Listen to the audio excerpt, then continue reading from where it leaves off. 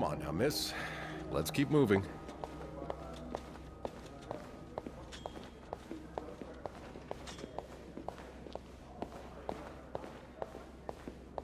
It's on your right. Here. Do you always clean the kitchen? No. No, I'm usually in charge of the second and third. So each maid has her assigned floors. Yes, exactly. Then why is it that you were working on the 5th floor last week? Well, the usual girl, Sophie, she had to take some time off. So Linda, that's... We're almost there. ...asked me to cover for her. I see. Does this man look familiar? So, expect me to believe that's all you were doing there? That was it. Here we are. Good luck.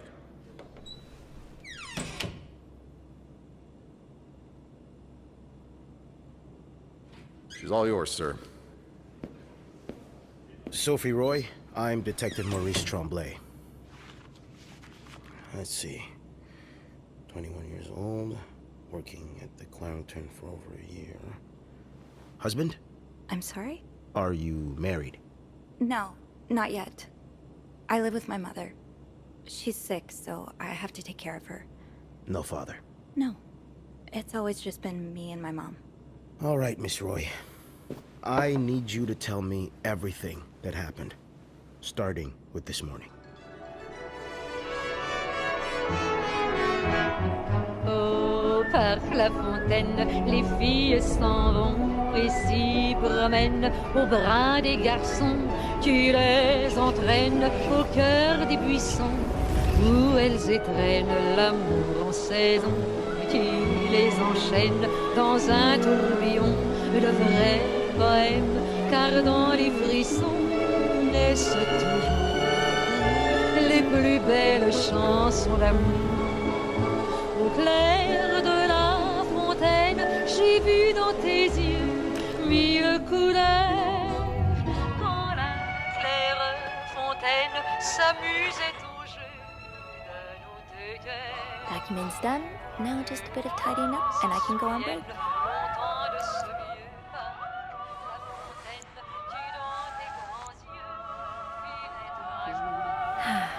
Nothing like a well-made bed.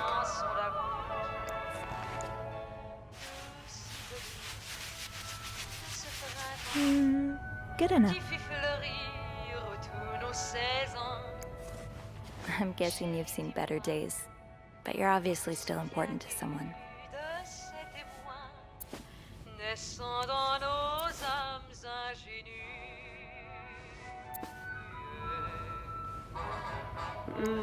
Par la fontaine, comme il faisait bon, lorsqu'on lui-même laissait la chanson, tu nous entraînes dans le vieux buisson. Only menswear. Are you in town for a business trip, maybe? That's a lot of money to owe. Just what did you get yourself involved in?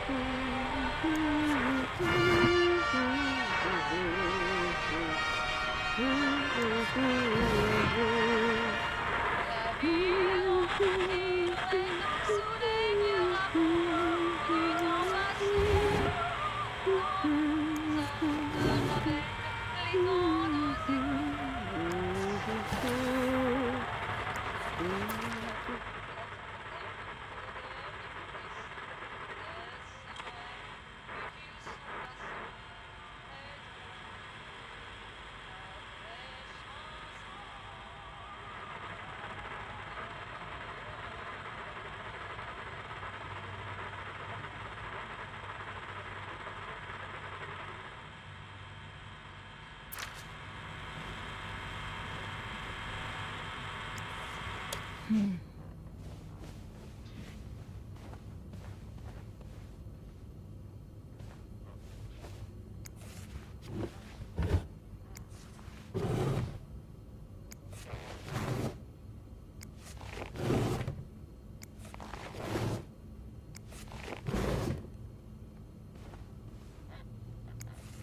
brought your own mug? Well, I guess ours aren't quite as complimentary.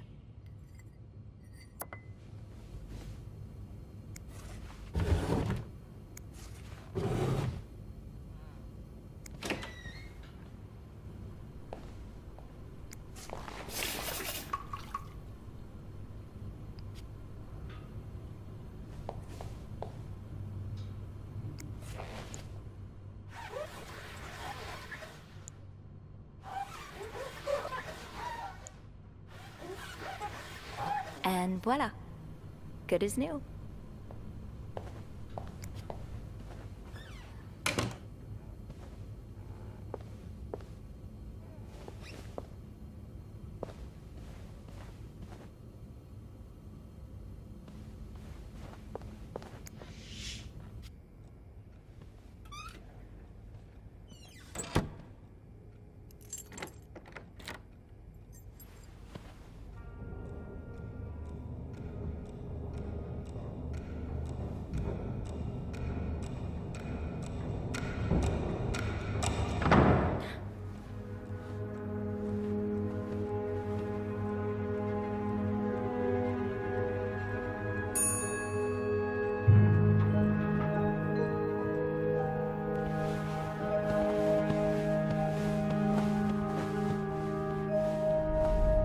Have you heard about that nut house they want to build next door?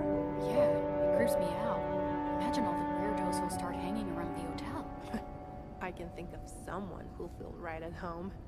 Look at her, always glued to that gossip magazine. Do you think she has any real friends? Or is it just Gracie, Joan, and Marilyn? Well, when your own life is that dull, you need to get your excitement somewhere. Oh, did you see Rebecca come in this morning? She was wearing the same clothes. Now, don't you think you're overreacting? This is exactly the kind of behavior Linda warned me about. She's doing everything she can to break us apart. Sophie speaking. Hey, it's Beth. Do you think you could come up real quick? Sure. I'll be right there. You're right, you shouldn't. Now I realize I've been blind. I was so in love with you that I couldn't see. What?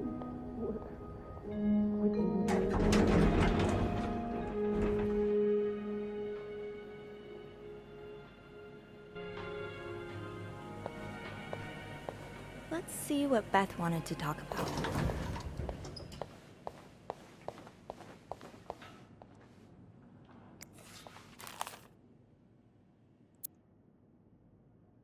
I'm not sure how the children are affected by what goes on at a bar on a Friday night. But I'm no lieutenant, so...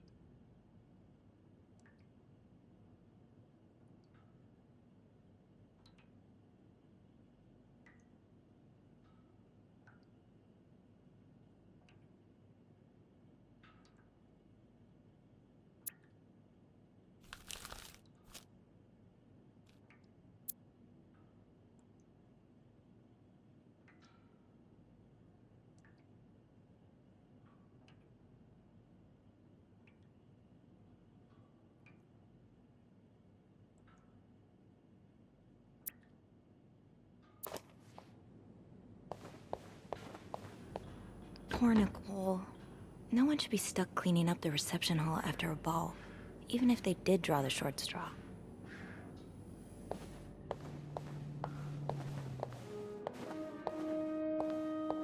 Hey, Beth.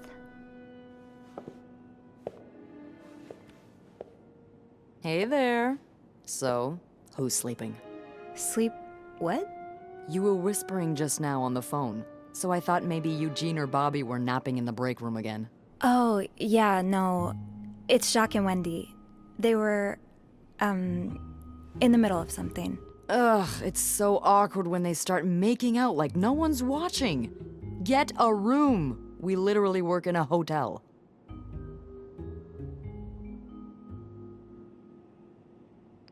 They weren't kissing this time. They were fighting. Oh, this is entertaining. I mean, oh no, why? I'm not completely sure, but it sounded like Linda had something to do with it. Ugh, that bitch. Beth? Trust me, she deserves it.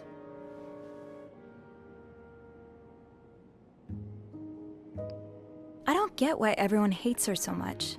Linda's always nice to me. To you, maybe, but she's just the worst to every girl she perceives as a threat. A threat? A threat to what? I don't know. Her place as Bernard's right hand, I suppose. So, you're saying I'm not a threat? I'm not saying that. I'm saying Linda thinks that, but that's her mistake. I know there's more to you than meets the eye. Oh. Thanks.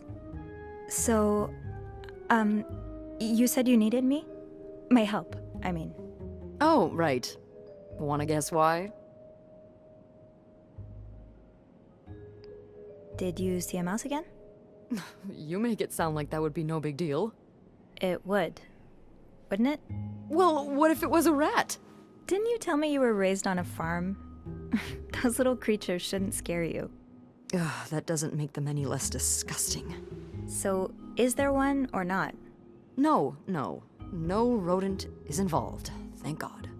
A nice gentleman decided it was time to redesign the lobby and helped us by knocking over that vase on his way out of the hotel. That's it? I would do it myself, but the last time I tried to leave the front desk, Bernard emerged from his lair to scold me about procedures and whatnot. Well, we can't have the beauty of the Clarington Hotel take absence from her throne, can we? Oh, the people would riot. Bernard especially. Bernard's hardly the people. Anyway, I have to get back to work. There's a mop in the supply closet next to Bernard's office, I think. Thanks. I'll see you around.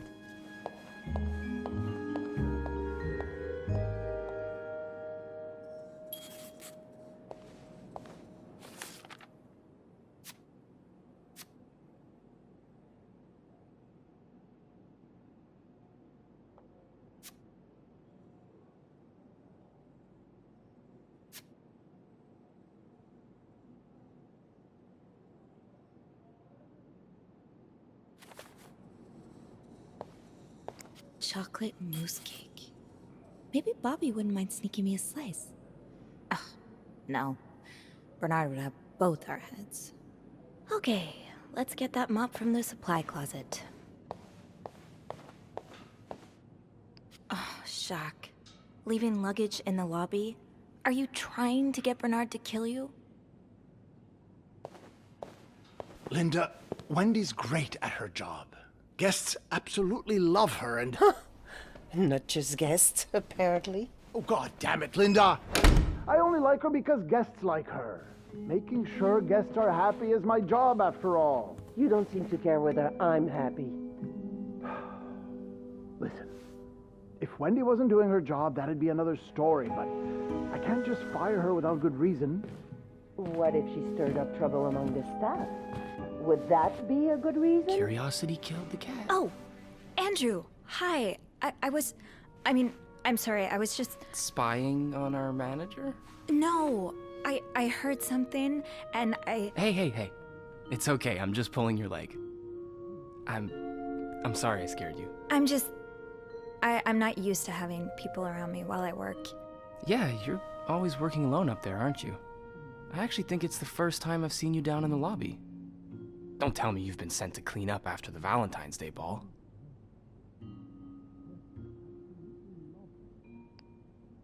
I heard the girls talking downstairs.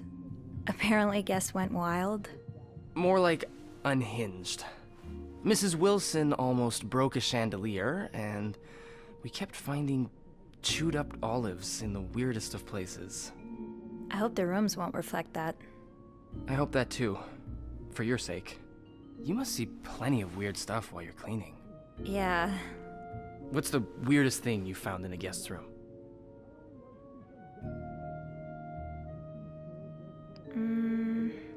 A few months ago, I found stacks of pennies in a room's toilet. Like, a lot of them. What? And when I got to the bed, the pillowcases were filled with pennies as well. I'm still not sure if that guest simply had a strange way of leaving a tip. Maybe it was a penny robbery. Oh, I better go help Beth. It's hell here with the snowstorm. It's okay. I need to, Yeah, all right. Take care. You too. As if it wasn't enough having to deal with endless letters of advice from Raymond. Raymond? What does he want? He wants me to lower room prices. Make sure the hotel stays accessible to everyone. Oh, I can hardly believe you two are from the same family. In the States, you'd be sent to jail for those communist ideas. I hope you're not considering listening to him. Of course not. It's not like I have a choice anyway. With the renovation cost overruns, the hotel's gonna go under if I don't raise prices. Have you tried calling Mr. Weston? I have, but I haven't been able to get through to him. And anyway, the last thing I want is to look like a beggar. It's not begging if the other party's getting something in return. I'm sure the sales at Weston's have gone up since the partnership. I don't know. I feel like he's been avoiding my calls lately. You look so tense today. Oh, that's because I am. I've had this pain in my shoulder. Oh, right here. Ever since I woke up this morning. Let me have a look at it. Abe says I can get rid of even the toughest knots. Abe? Abraham, sorry. Now, come here.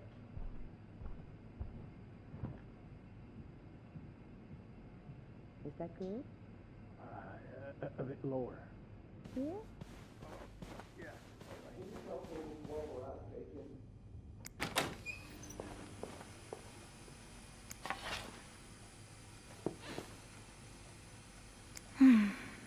I've never seen two people more suited for each other. I hope they work things out. They need to. Bobby made it very clear he doesn't like anyone walking into his kitchen uninvited.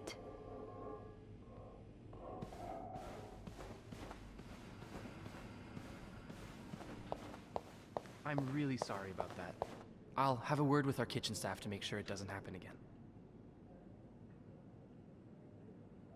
Well, that sounds a bit excessive, don't you think? Of course, of course. We're all grateful that your employer chose the Clarington for his stay, but... All right, yes. I'll speak to my manager and see what we can do. Was there anything else Yes?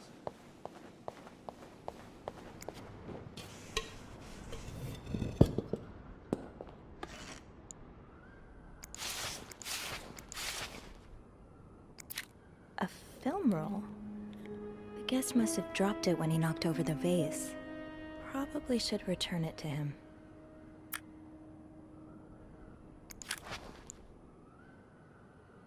Ew.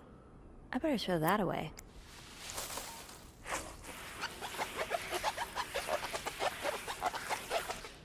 Now I just put the leaves back in the vase, and it'll be like nothing ever happened. There's something so peaceful about looking out at a storm. From the inside. Where it's warm. And dry.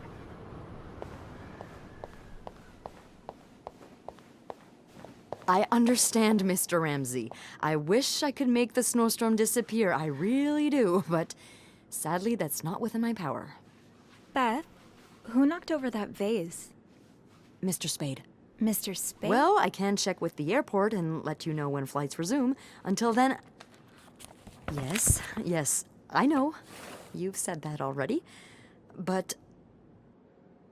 no, that's very unlikely. Well, you're welcome to speak to my manager if you'd like. So, which room are you staying in, Mr. Spade?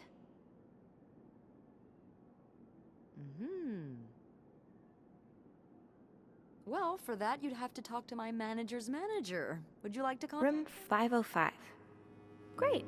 That's on my floor. I can return that film roll without going out of my way. You know what I mean? Yes? Yes, certainly. So first I suggest finding a nice little corner where you can kneel down, all right? Then you clasp your hands together and think really hard about just how much you want the snowstorm to end. It may help to repeat his name, too. It's, God? G-O-D. I'm sure he'll be very sympathetic to your plight. Making fun of you, sir. No, I never dare. No, I'm dead serious. If anyone can make the snowstorm end, it's him. Hello? Sir? Oh, well.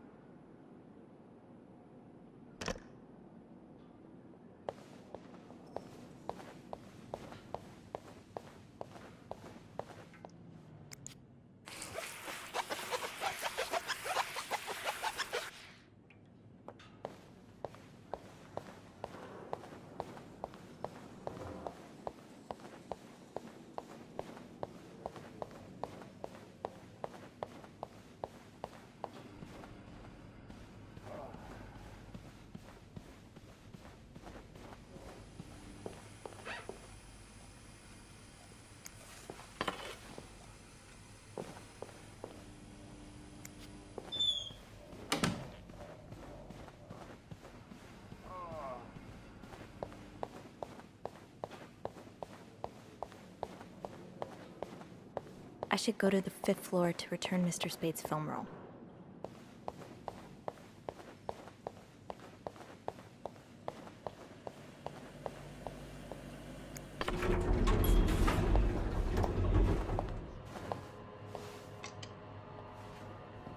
Hold it, please. Phew, made it. Thanks.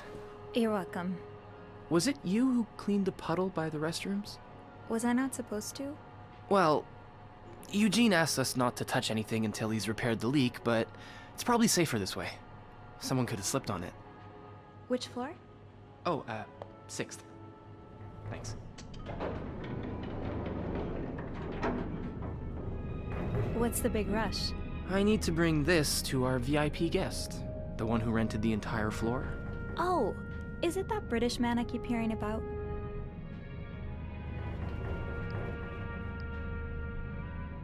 The girls have been complaining about him ever since he arrived. Yeah, I'm sure this one has no thoughts for maids. With the dogs he has up there, his room will be a real mess when he's done with it. Dogs? Bernard must really like him if he allowed pets in the building. Can't you tell me who he is? I've never actually met him. I always talk to his assistant. Only Bernard knows his identity. I do have a suspicion, though. Oh? But I'm not sure I should say it. Can't you at least give me a hint? Okay, let me think. Whew. Saved by the bell. Hey, come on. Don't leave me hanging. Let's just say I like to prolong the suspense. Wait. Is that the hint? Who knows? Fair enough. Have fun up there. You too.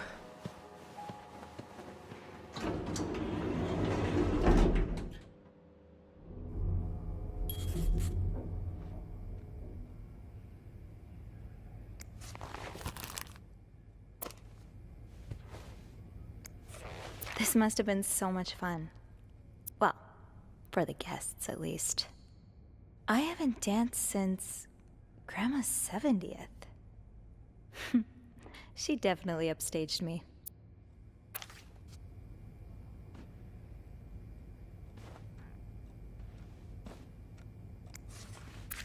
Linda's been putting these everywhere lately. It's weird that Bernard allows it.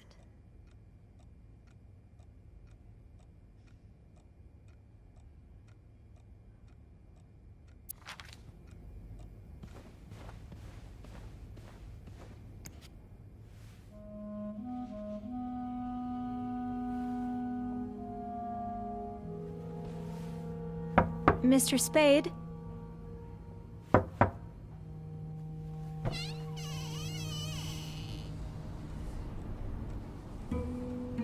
Mr. Spade?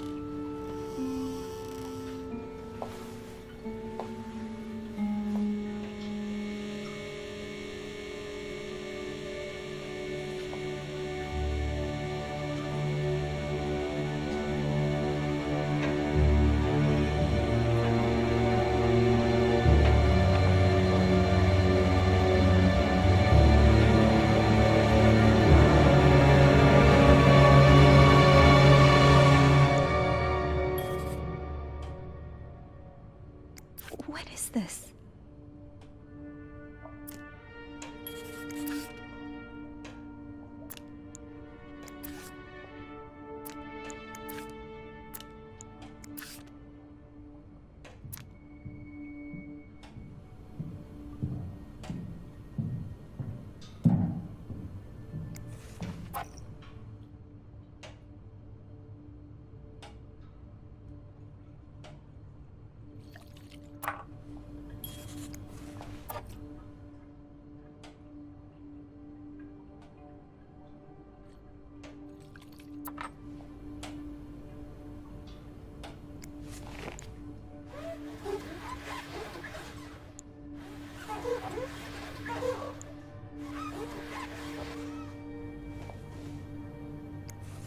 Looks like prescription drugs. But what are they for exactly?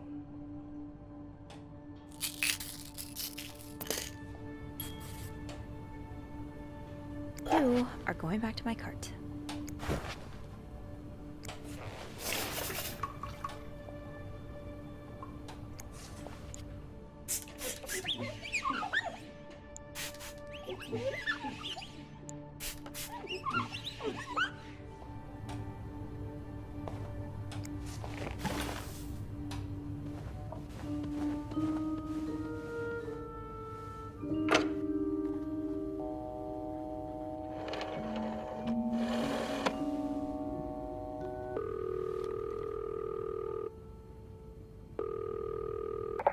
Clarington Hotel reception desk, Beth speaking.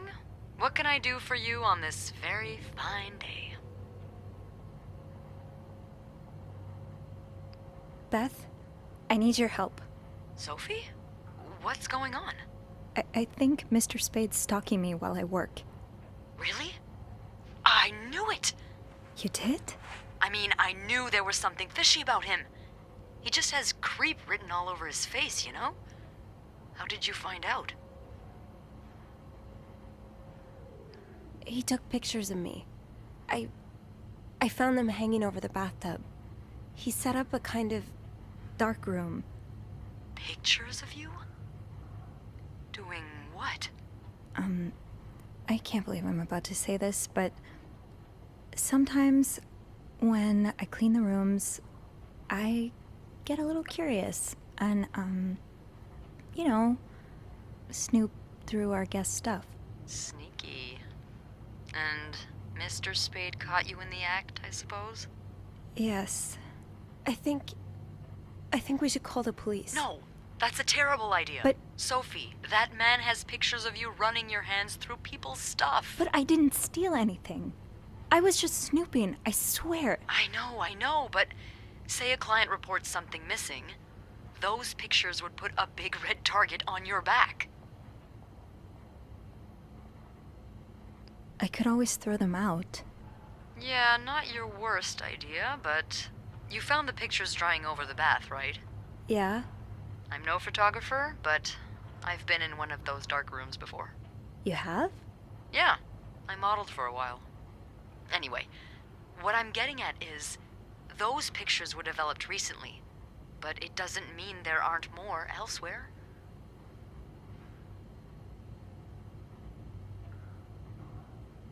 Well, I didn't look through the entire room, but there is a safe here.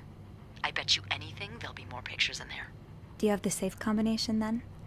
I'm pretty sure it's locked. Give me a minute.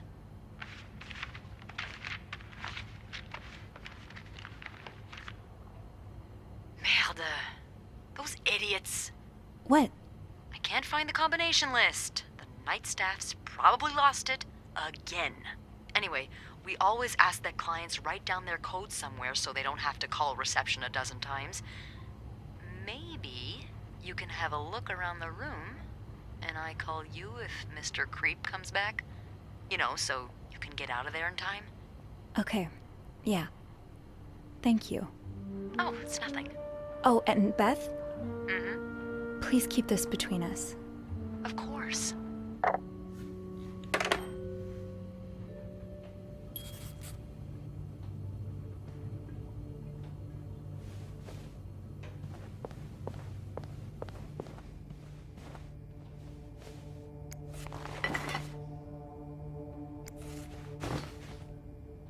Let's put those on the bathroom shelf.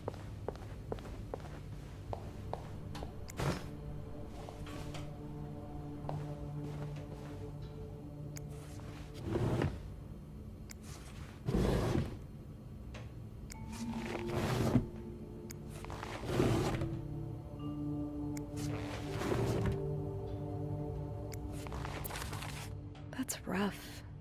How are you supposed to support yourself when no one will give you a job or a place to live?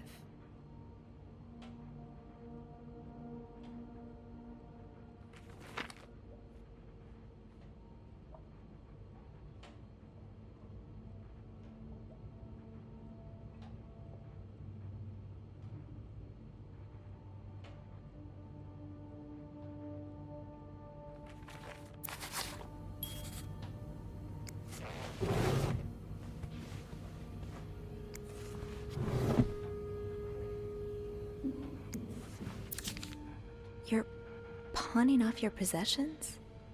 What do you need the money for?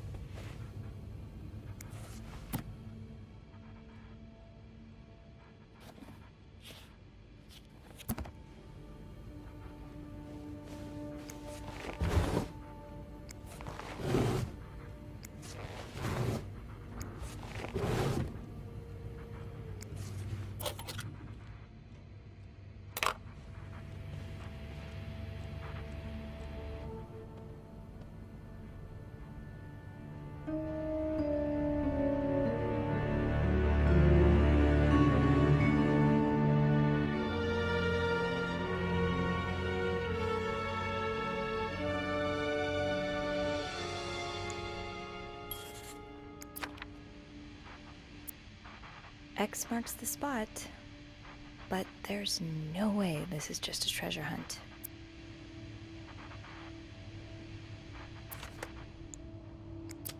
Beaver Lake. I took Mom skating there just a few weeks ago. These look like numbers. Sort of.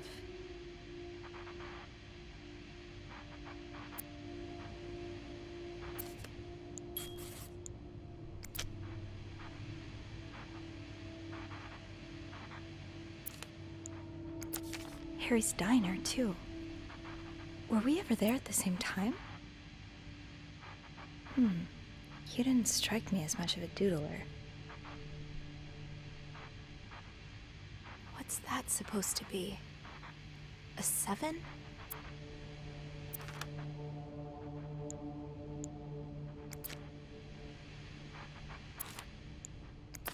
This was the sale where I found that winter jacket that Mom loves. Were you there too?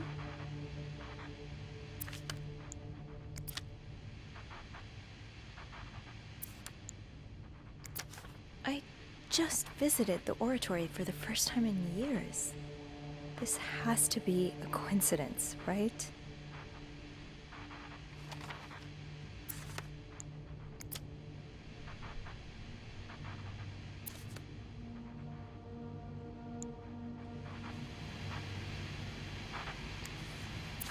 Is this a floor of the Clarington?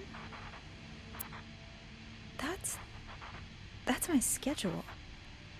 Just how long have you been watching me?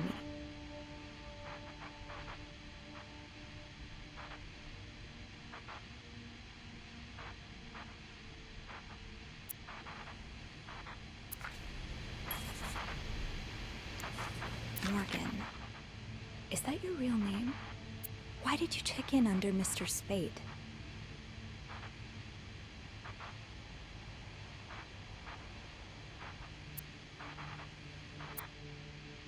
Lindsay, did something happen between the two of you before she died?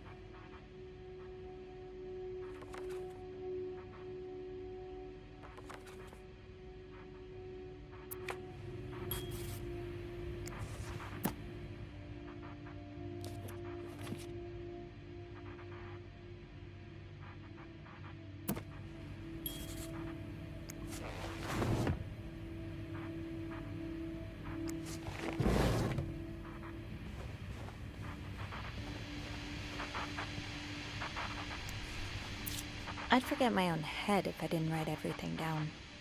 I guess we have that in common.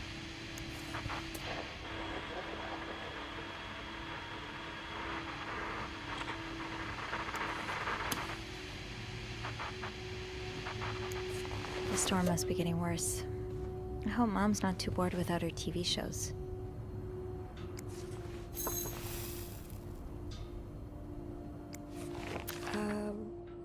Request to move to 507. Why did you want to change rooms? Yeah, no surprise Bernard denied the request. Mrs. Beaumont's been here so long, we could probably just put her name on the door at this point.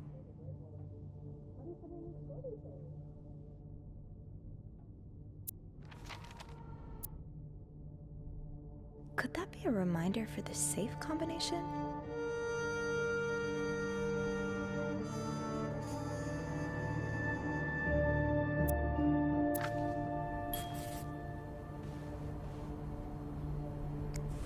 What do we have here?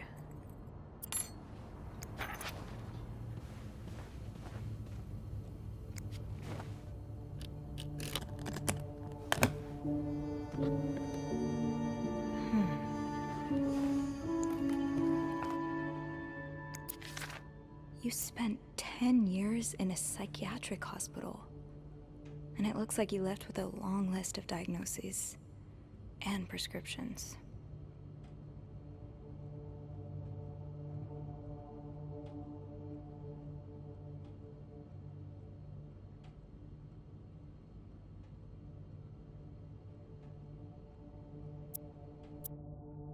Date of discharge, 1957. 57.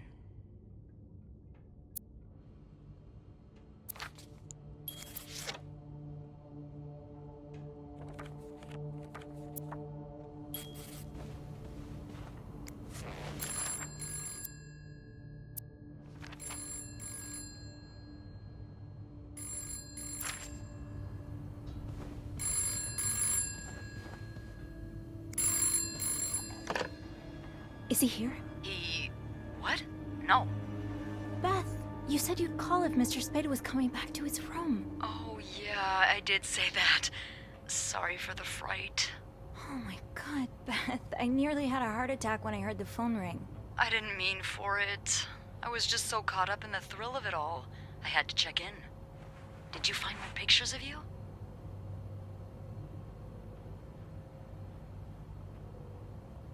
No, I haven't. But I did find something else. Yeah? He's got a kind of yarn map of Montreal on the wall. A yarn map? And where does it lead to? Lots of places. Most of them I've visited recently. Merde. What's the deal with this guy?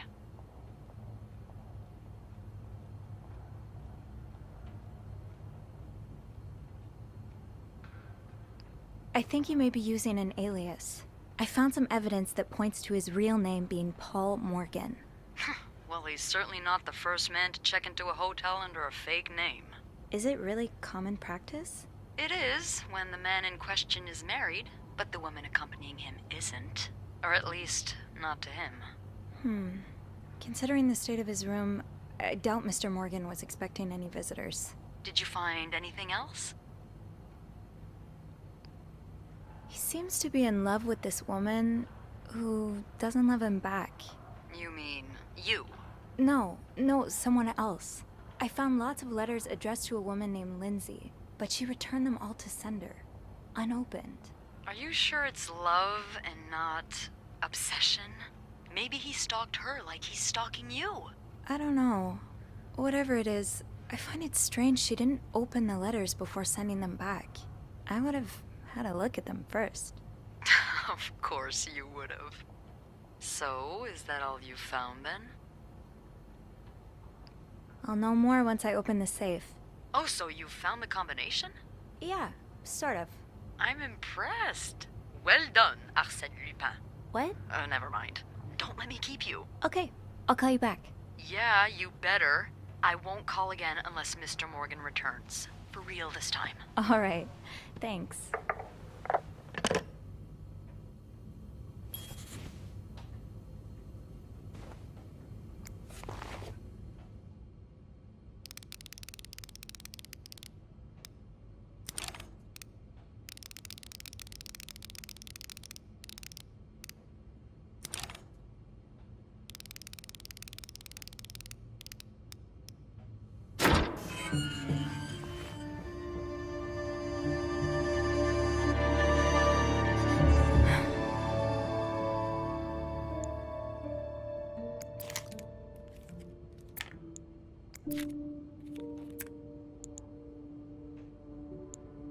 Okay, Sophie, you should probably put this down.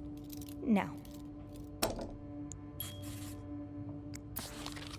M and H. M and H. Who are they? Are they guests here?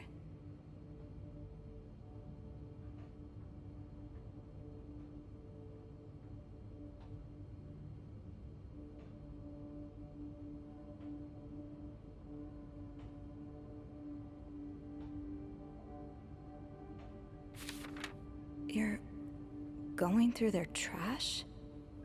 You really want to find out what M and H are up to, don't you?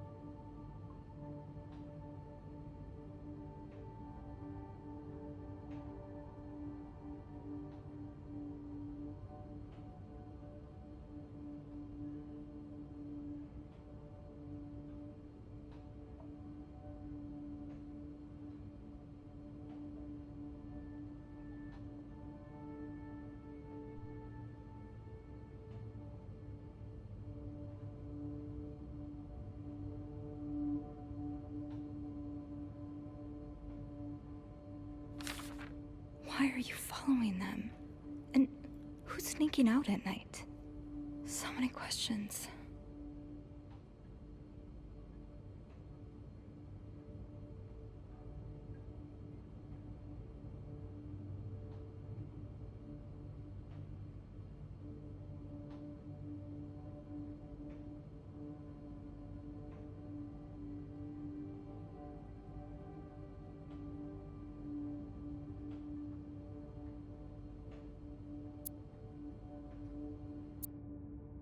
This looks like Beaver Lake.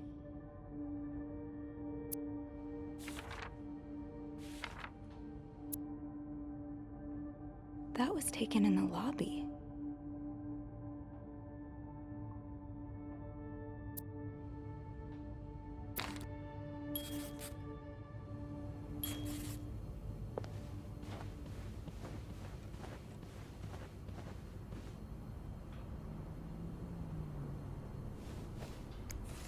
Oh.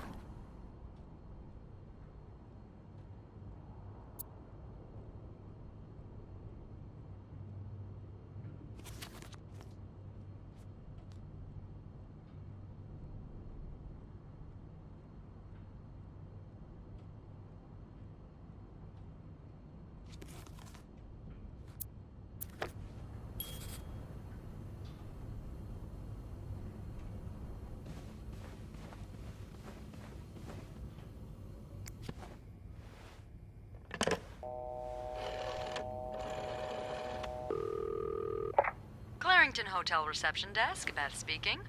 It's me. Oh, hold on. Andrew. Andrew. Cover for me, will you? What's going on?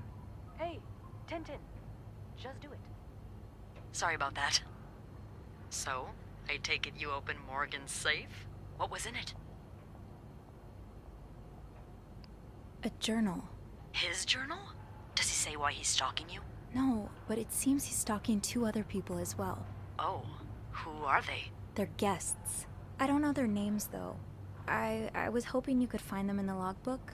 Well, Snoopy, although it may seem like it, I'm not actually clairvoyant, so I'll need something to narrow the search. Do you know anything about them? Mr. Morgan refers to them as H and M. Well, that could mean a lot of things. It could be their initials, or, I don't know, husband and mistress. Oh, I hadn't thought of that. Yeah, I'll need a little more to go on. I found out that Mr. Morgan made a request to be transferred to room 507, but it was denied because... That's Mrs. Beaumont's room. Exactly. Why change rooms when his entire setup is in 505? I'm not sure. I just thought it might be related. Maybe, but... would you look at that? There's a couple staying in room 509, Hector and Marcella Cruz. Hector and Marcella. H and M. Yeah, that's what I'm thinking.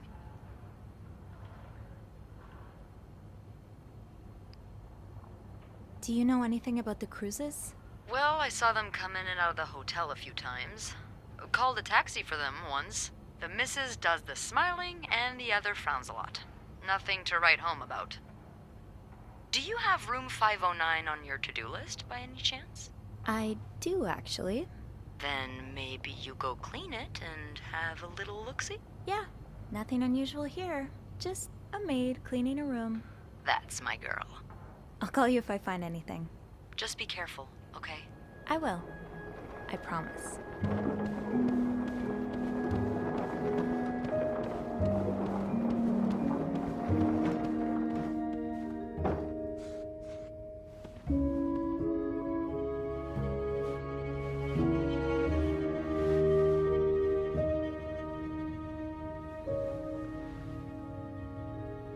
I must have forgotten my keys in the break room again.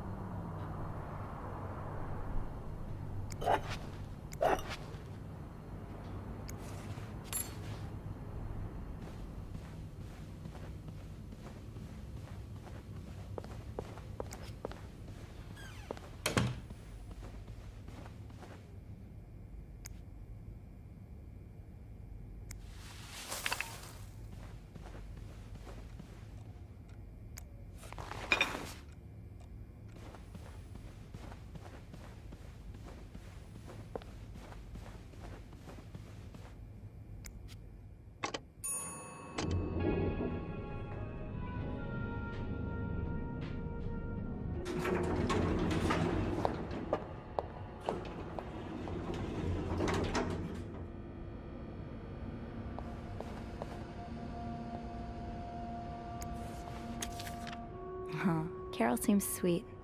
If I wasn't so bad around new people, maybe we could be friends. Welcome to our big, happy family, Carol.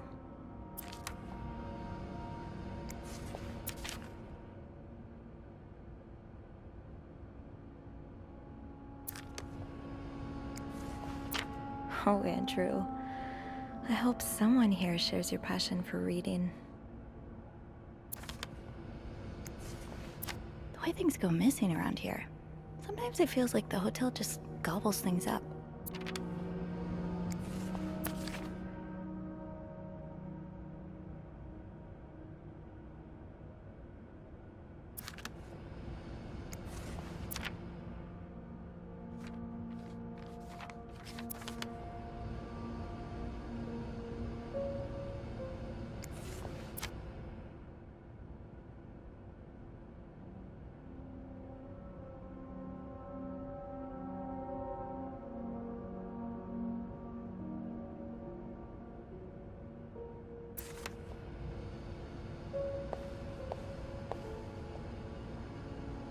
Yeah, Linda's not exactly, my door's always open, come on in kind of boss.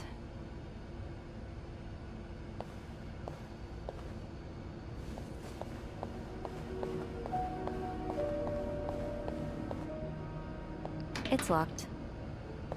Fine, keep your secrets, locker. People don't usually leave these unlocked.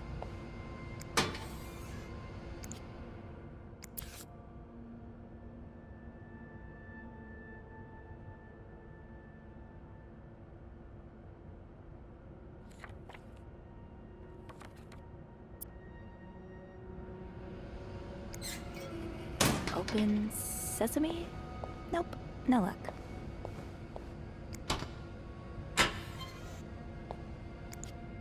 The way they look at each other, you can tell it's the real deal.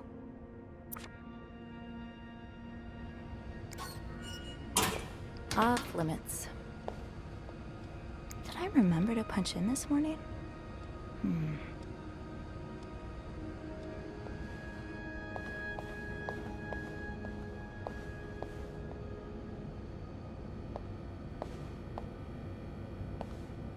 Oh, another one.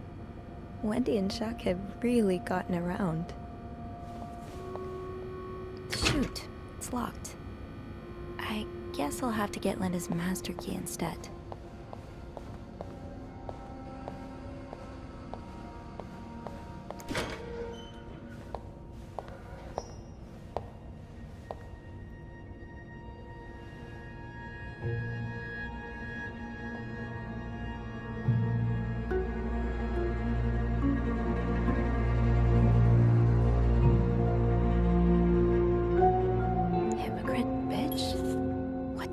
Do?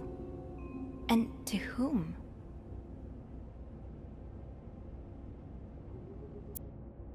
There aren't that many people whose names start with a B around here.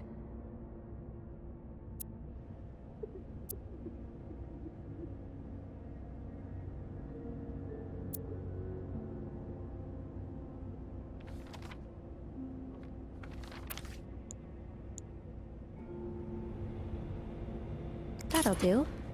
I'll just have to make sure I don't forget to return it. Mrs. Beaumont seemed perfectly nice to me.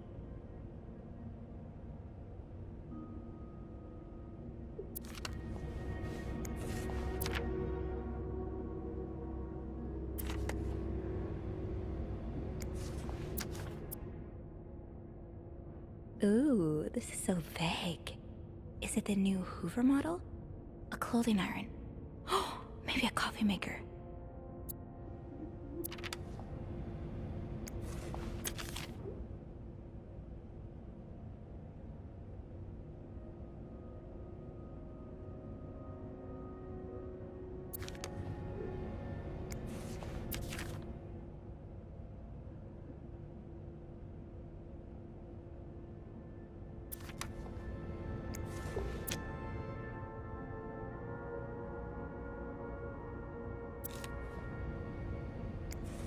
Linda, you're not even trying to hide the daggers in your eyes. Wendy definitely deserved this, but the next one is mine.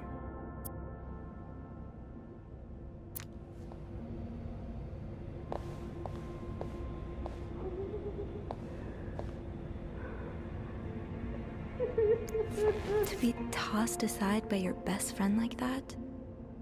Oh, Wendy, that's a special brand of heartbreak.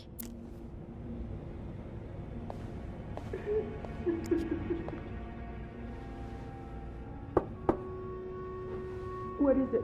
Wendy? It's Sophie. Are you alright? Do I sound all right? No, I guess not. Just leave me alone. I don't want to talk.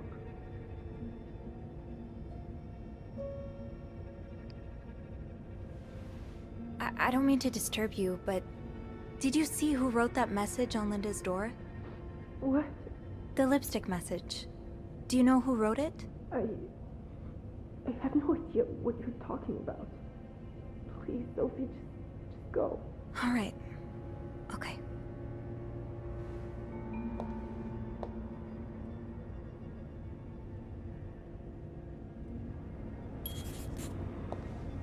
Fine. Keep your secrets, locker. It's locked.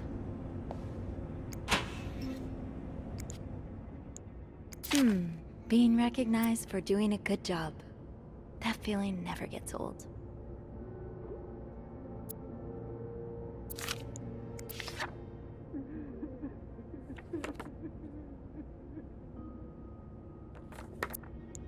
Haven't gotten any tips so far today. Open sesame? Nope, no luck. Off limits.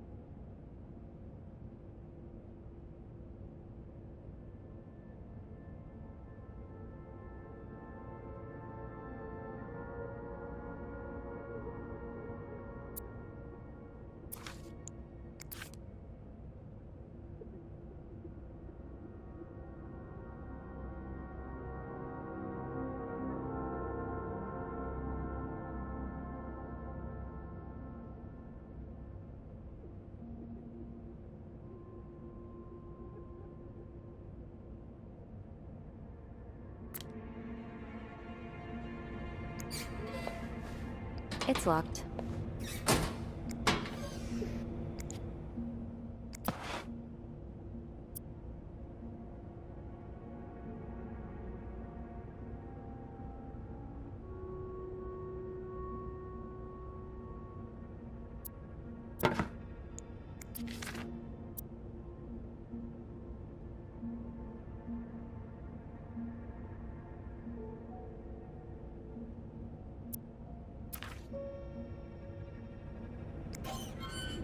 Off limits.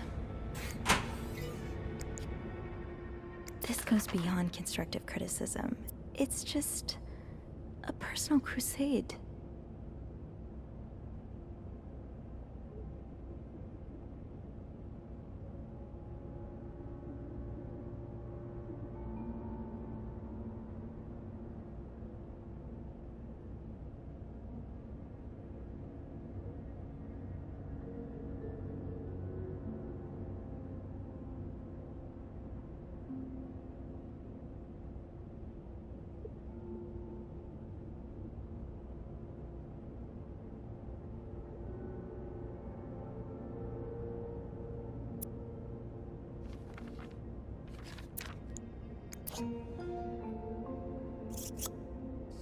This shade of red, it matches the message on the door. I don't want to think of what could happen to Wendy if someone found these. Should I?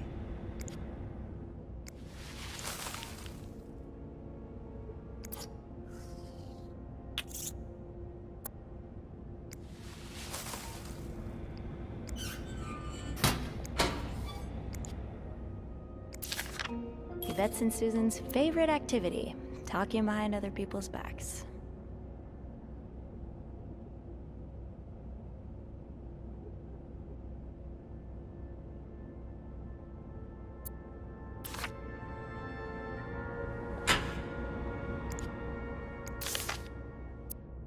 What could I say?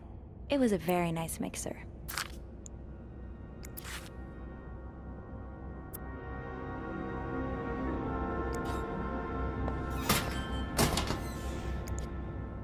I wish I understood you better, Yvette. You and Wendy had such a close friendship. Why throw it all away?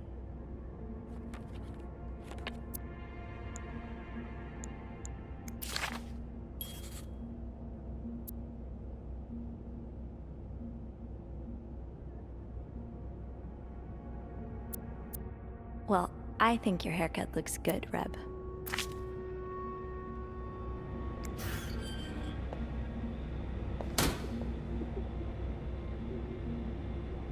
Tempting, but every penny adds up, Sophie.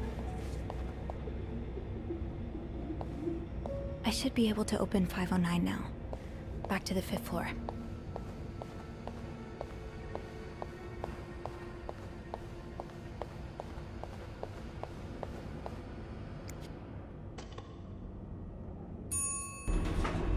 Hey, you. Oh, hey, Bev. On break already? Sadly, no. I have an express delivery to make to the 6th floor. Isn't that Jacques or Andrew's job? Well, they're both busy, so... What about you? I thought you'd be in 509. I'm heading up now.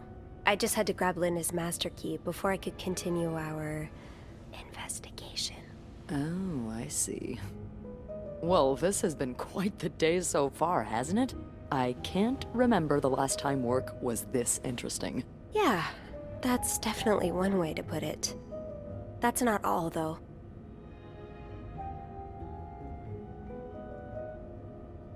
While I was looking for my keys, I found some graffiti on Linda's door. What kind of graffiti are we talking about? The words, hypocrite bitch, in red lipstick.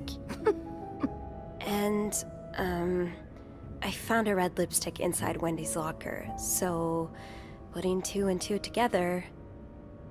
Yeah, well, Wendy has about 1,000 reasons to do something like that. Linda's been treating her like her personal punching bag as of late.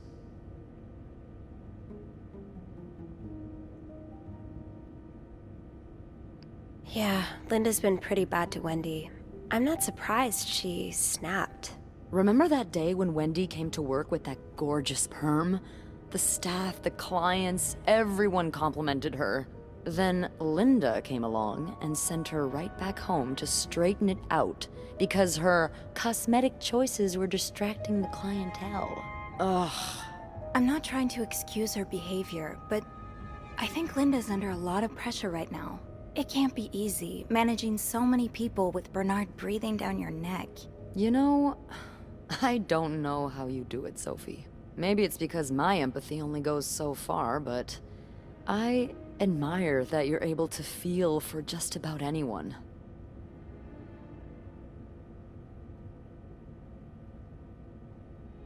I think it comes from my mom. As a nurse during the war, she had to care for all kinds of soldiers, even enemy ones sometimes.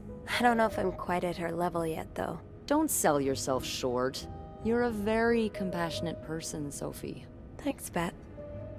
Well, this was a lovely chat, but I better see if Eugene is around maintenance. Hopefully he can help me find this thing for our esteemed guest. Yeah, we both got a lot on our plates today. I can't wait to find out more about our friends H&M. Take care. You too.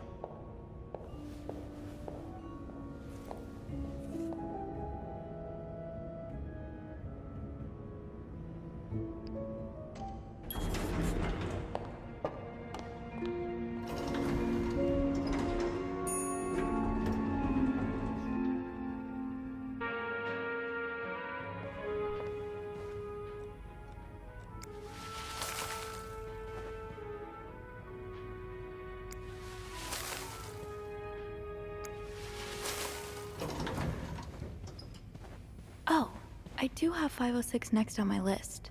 Should I pop in before checking out 509? Oh boy, someone's been living it up.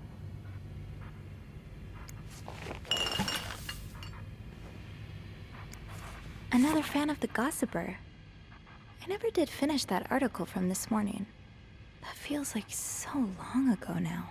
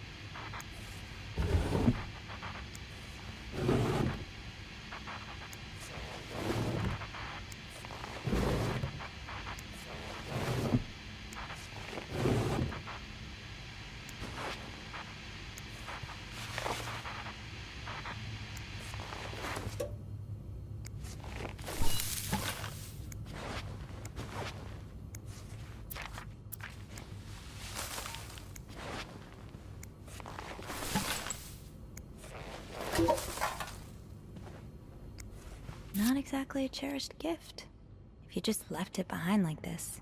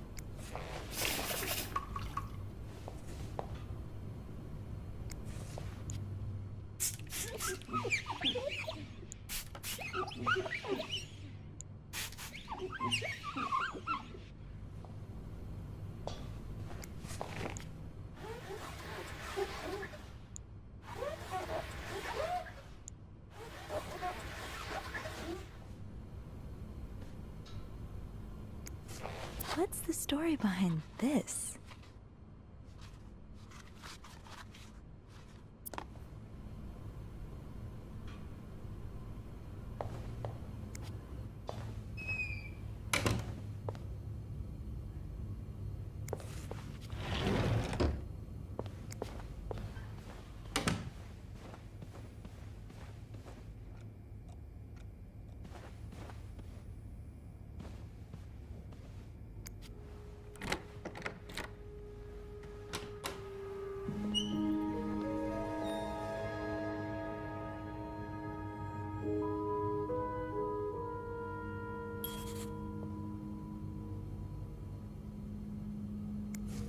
More work for poor Rebecca. Hang in there, Reb.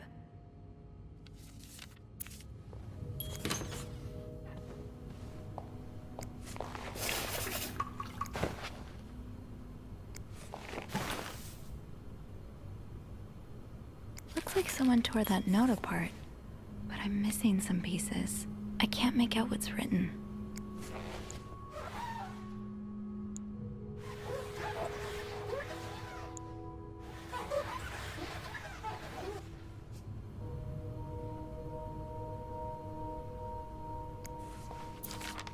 These are lovely. I wish you'd had more confidence in yourself.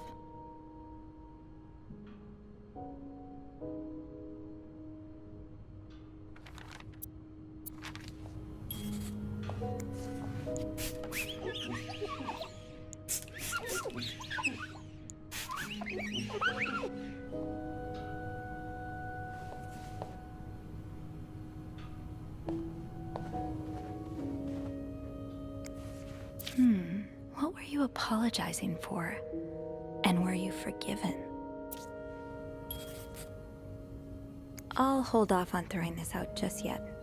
The food's practically untouched.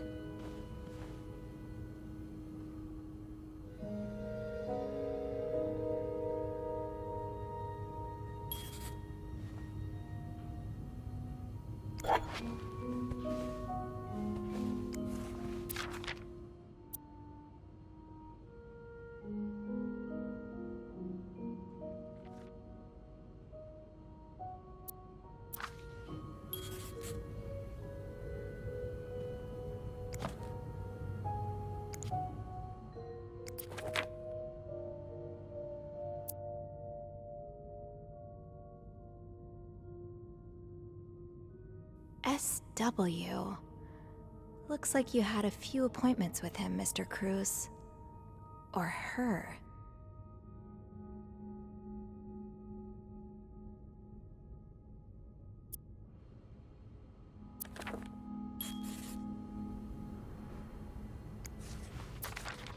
This person looking for you back in Texas, was he really just a coworker?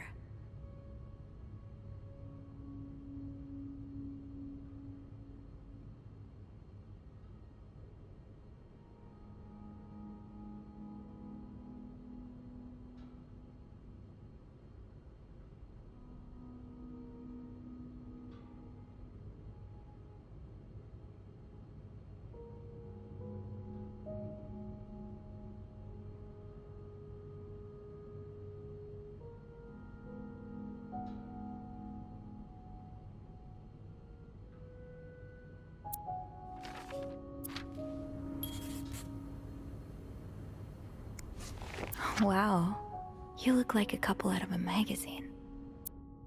These pearls, they look absolutely gorgeous on you.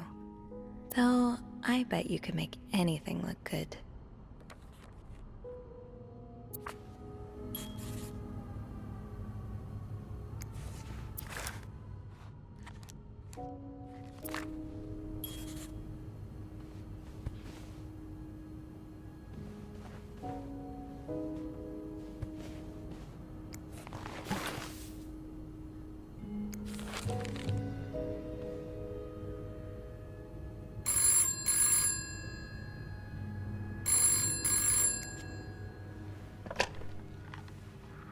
Hello?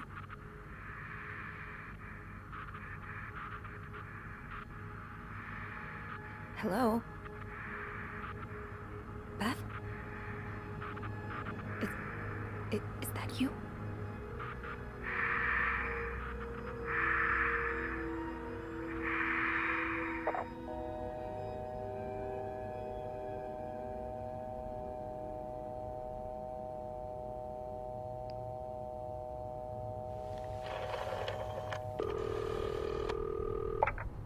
Clarington Hotel reception desk. Beth? Sophie? Did you just call me? No, I didn't. Then who called? What do you mean, who called? Someone just called, and they said nothing. All I could hear was static and breathing. Whoa. The creeporama just keeps on going, doesn't it? Hold on. Hey, Archie. What's up? Give me a second, Sophie. Okay, so turns out Archie here patched a call through to 509 moments ago. Did he recognize the caller's voice? You think it might have been Mr. Morgan? Yeah. Let me ask. Okay, so it was a man's voice, but he can't be sure if it was our creep.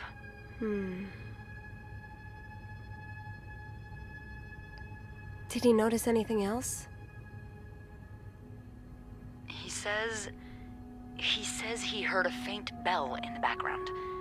It sounded like the elevator's bell, so he assumed the caller was one of our clients. You didn't see Mr. Morgan come back to the hotel, did you? No.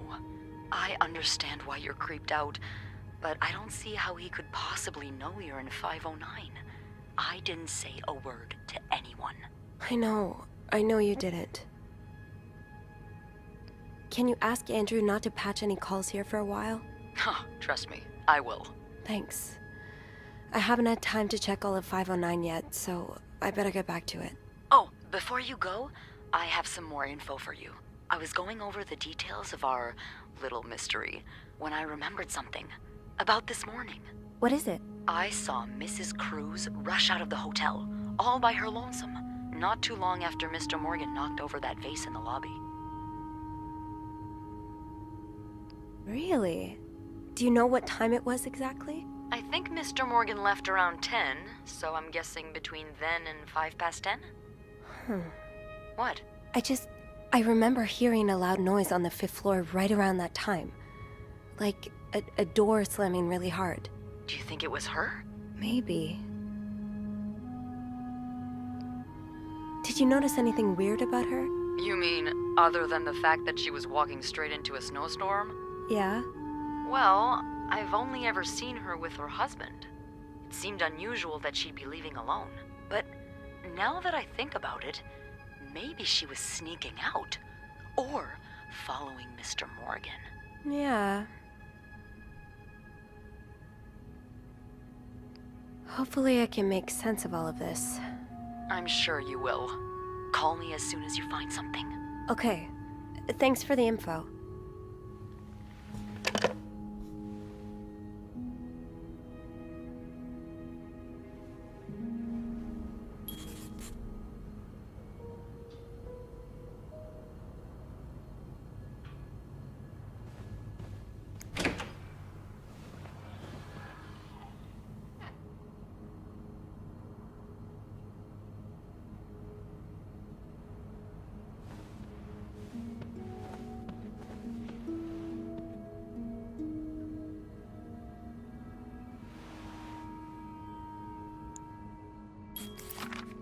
Mrs. Cruz got her personal information stolen. Is Mr. Morgan behind it?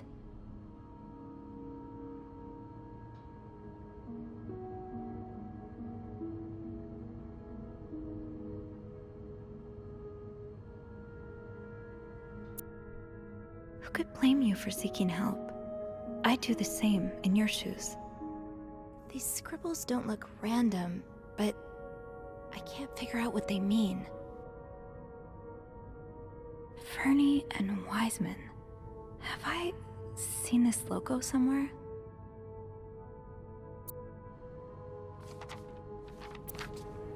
Locked. It looks like the code is made up of 4 letters.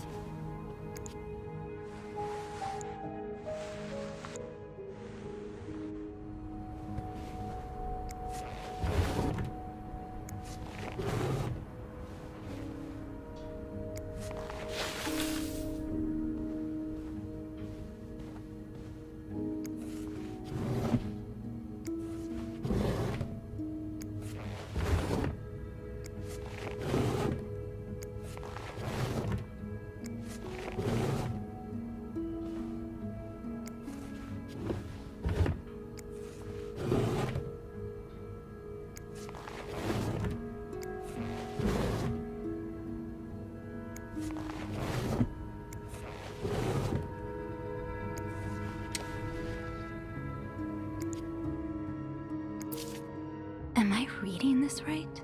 The account's been emptied.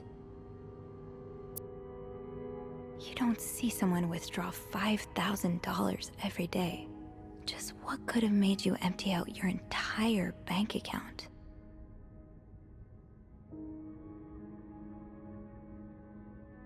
So the account's in your name and the statement's tucked away in your jewelry box.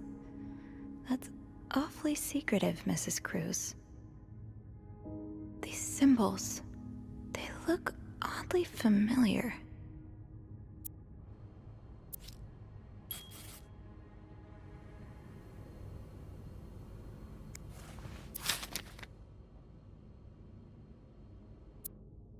Whoever wrote this is as much a reader as they are a doodler.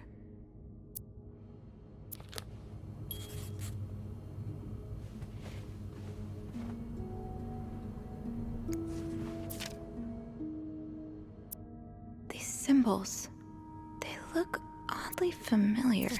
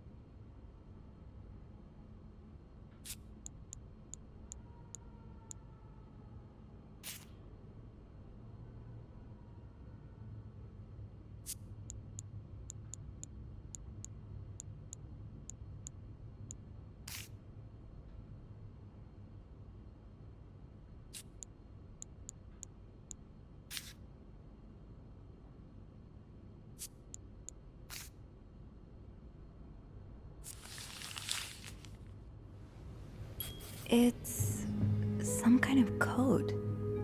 Could I break it?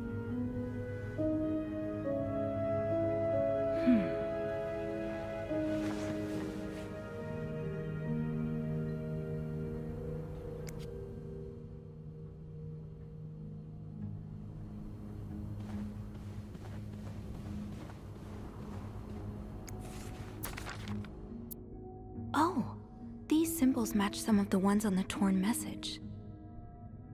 That's one of the symbols.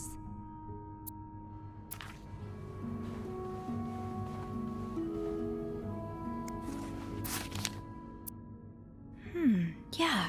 I think these match the symbols on the papers I collected.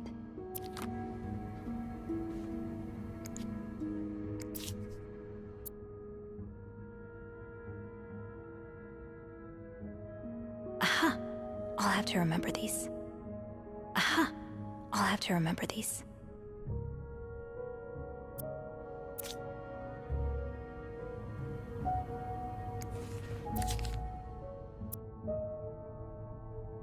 Yes, these are part of the same set. I think I can use this. More of these symbols. Just what I was looking for. More of these symbols. Just what I was looking for.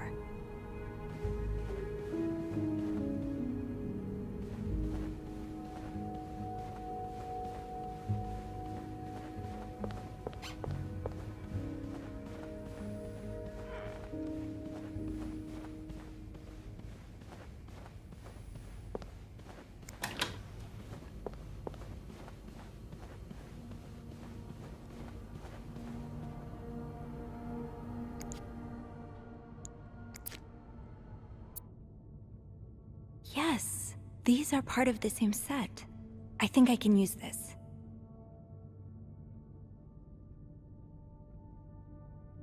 Yes, these are part of the same set. I think I can use this. More of these symbols. Just what I was looking for. That's one of the symbols.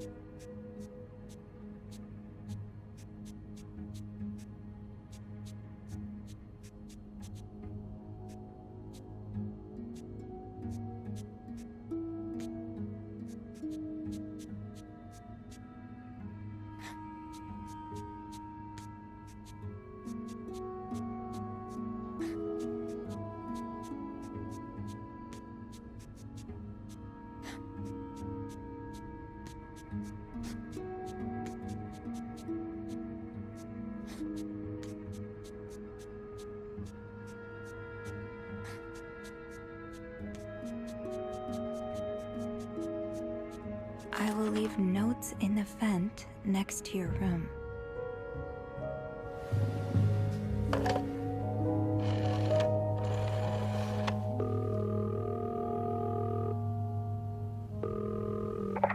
Clarington Hotel reception desk, Beth speaking.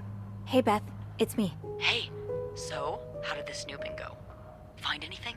I did. I found a message written in strange symbols. A kind of secret code. A secret code? Well, spill the beans. What did it say? I will leave notes in the vent next to your room. In the vent?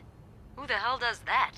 I don't know, but whoever the message was intended for went through a lot of trouble to hide it. It was torn in 12 pieces and scattered in 3 different trash cans. So the Cruises are keeping secrets from each other. Do you think one of them's having an affair? Well, that's possible. It's quite obvious they're having marital problems. What makes you say that? I found an apology note, neatly folded next to a room service tray. I think Mr. Cruz wrote it. It doesn't mean he's cheating on her, though. Maybe he forgot their anniversary, or something like that. I know I'm really bad with dates. Is that all you've got? I'm pretty sure the husband was sentenced to sleeping in the living room. I found a pillow and some sheets on the couch. Oh, yeah. Then he's definitely having an affair. Mrs. Cruz found out, so he tried to apologize, but she kicked him out of the bedroom anyway. What do you think?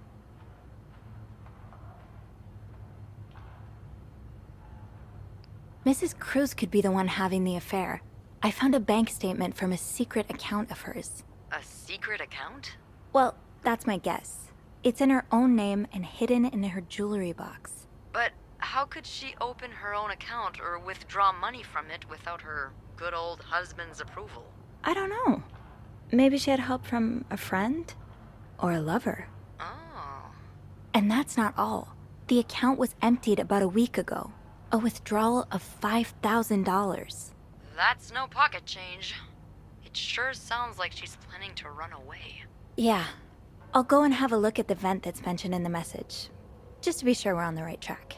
Yeah, good idea, Bean. I'm about to go on break, so if you need my help again, just ask Andrew to patch you through to the break room. Alright. Enjoy your break. Oh, I will.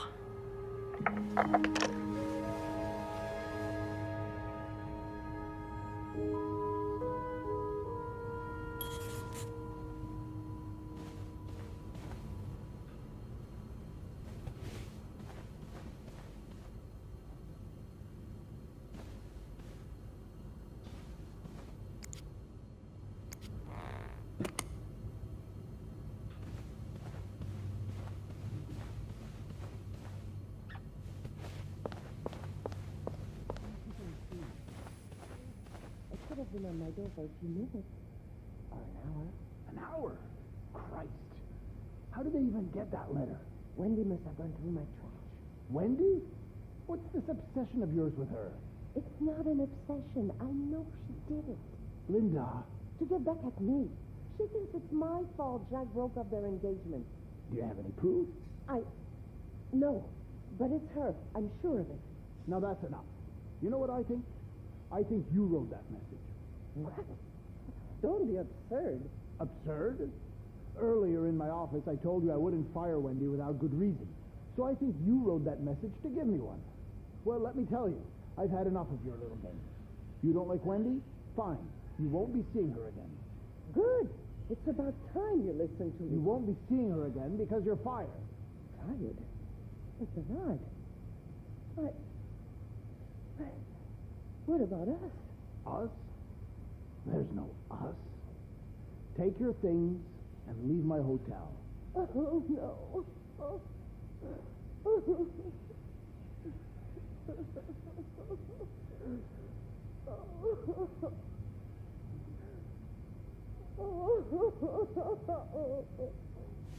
I will leave notes in the vent next to your room. But which vent?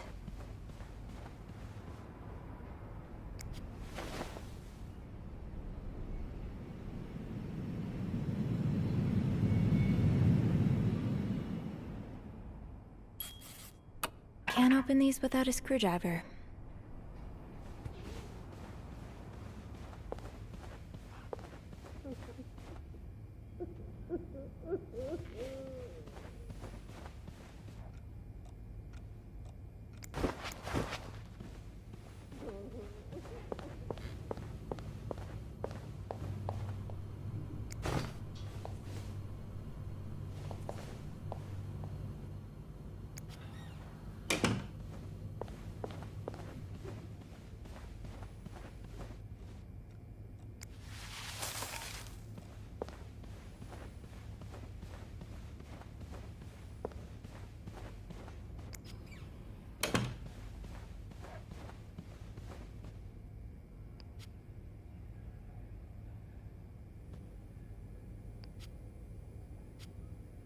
I might be able to find a screwdriver in the janitor's closet.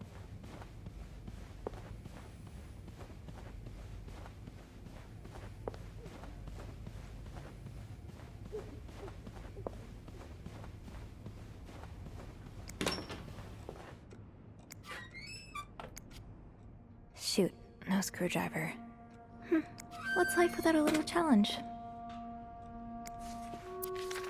Oh, Eugene. I had no idea.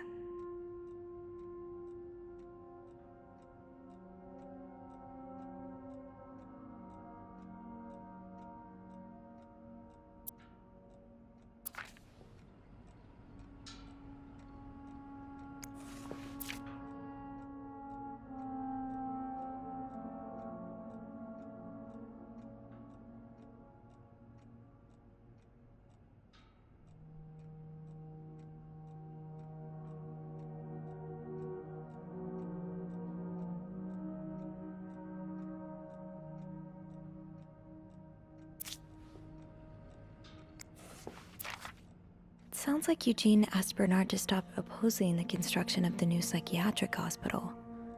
And Bernard was Bernard.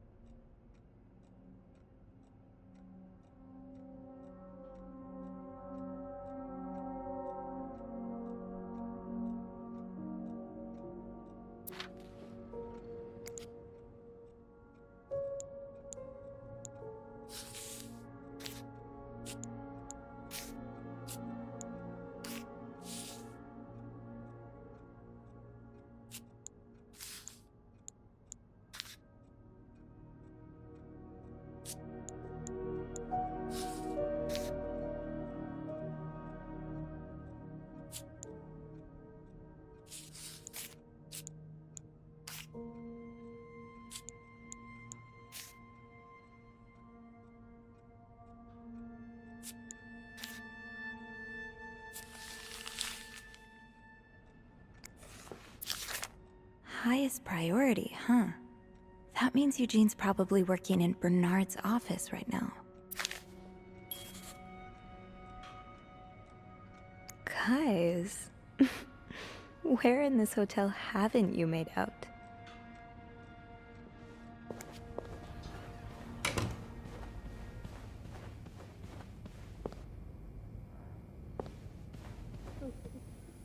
Eugene must be down in Bernard's office. I should go ask him for a screwdriver.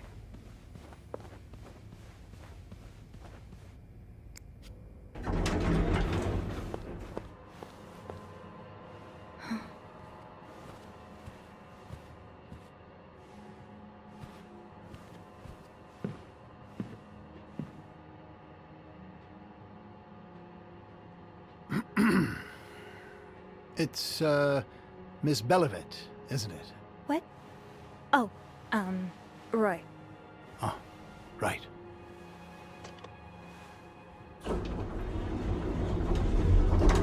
You're the one who took last week off, aren't you?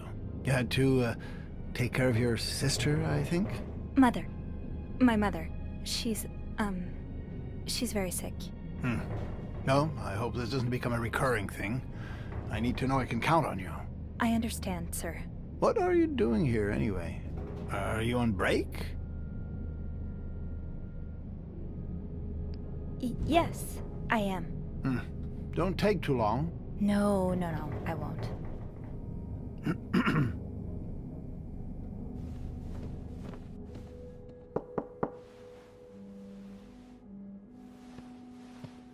Well, don't you look mischievous. Hey, Bean. If you're planning to give Bernard a good scare, sign me up. No, I'm looking for a screwdriver. For the vent. Linda asked Eugene to fix Bernard's window. Oh, I see. Eugene? What the hell? You'd better go and take a look. I'll stand guard by the elevator, and make some noise if I see Bernard coming. Okay, thanks. I'll be quick.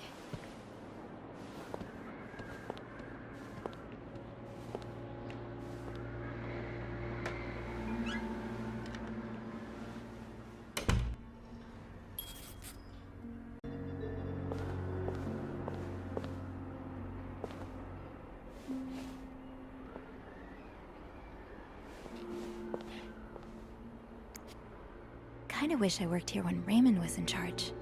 Sounds like the hotel was very different back then.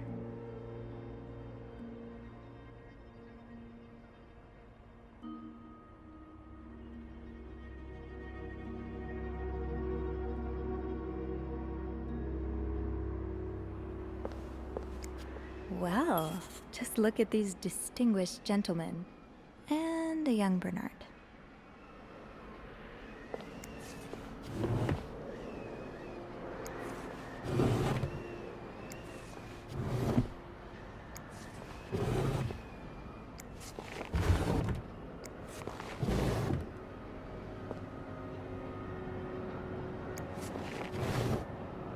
Ew.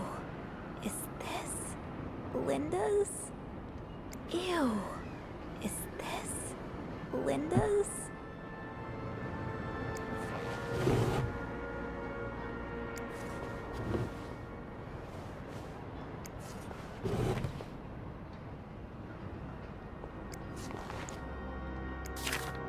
Opposing something that could help so many people just because it's close to your hotel?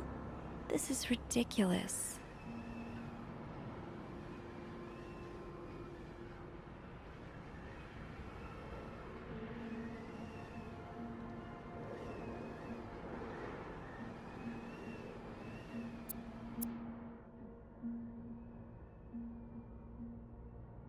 So, I take it the open window was not an accident. Can't say I blame you, Eugene.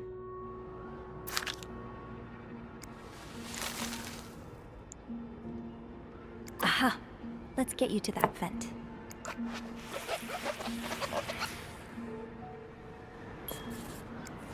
With this blizzard, Bernard's office will be a skating rink by the end of the day. Best to avoid that.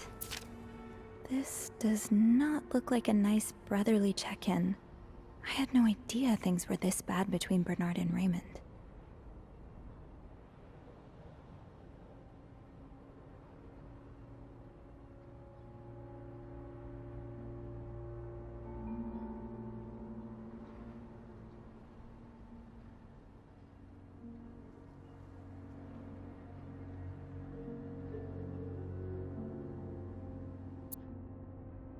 Oh, Bernard. So close to doing something altruistic, but here you are holding it over your brother.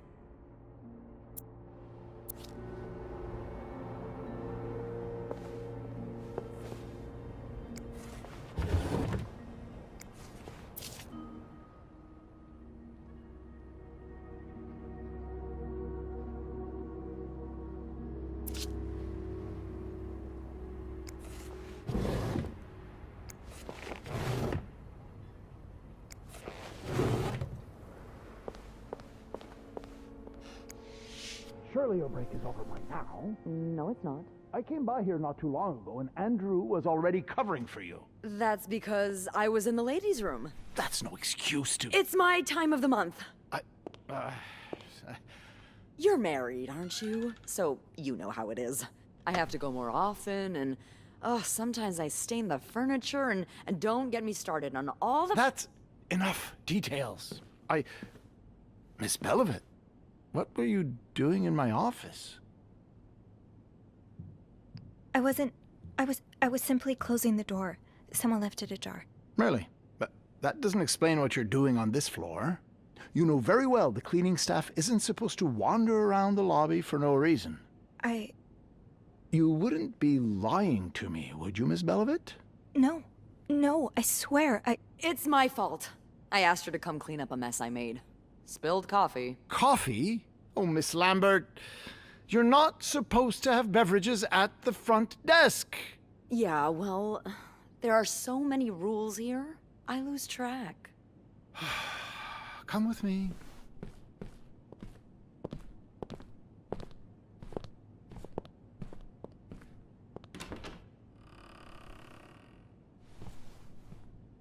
Sorry.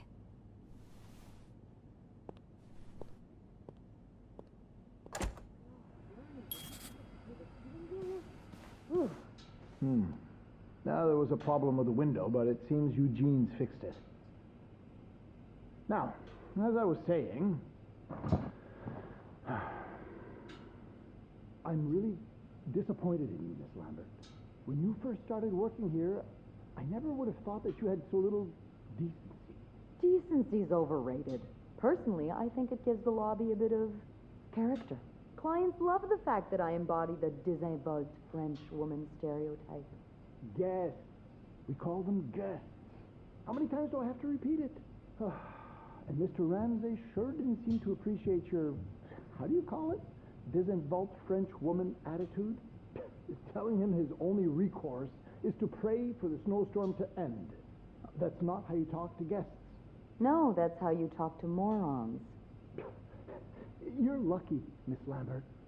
Lucky you have a face that makes people tolerate your abrasive personality. If you weren't so pretty, you'd have been out of a job a long time ago. But I'd suggest not testing me. Especially not today.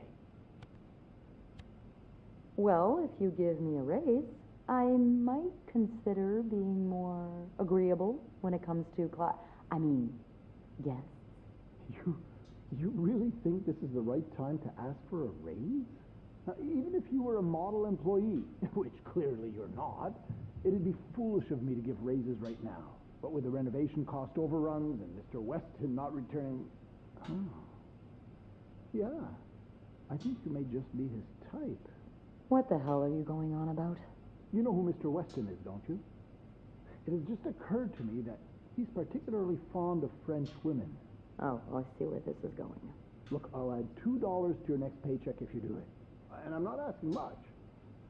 Next time he comes to visit, just try to be nice to him. I mean, nicer than usual. $2? That's adorable. Make it $5 and I'll smile. $3 and you make conversation with him for 10 minutes. $4 for 5 minutes conversation. Paid up front. Deal. Always a pleasure doing business with you, Bernie. Don't make me come back on our agreement. Now, this is all the info I have on Weston. His hobbies, his favorite foods, everything. I want you to memorize it. You have a folder on him? Creep. What did you say? Nothing. Just give me the file.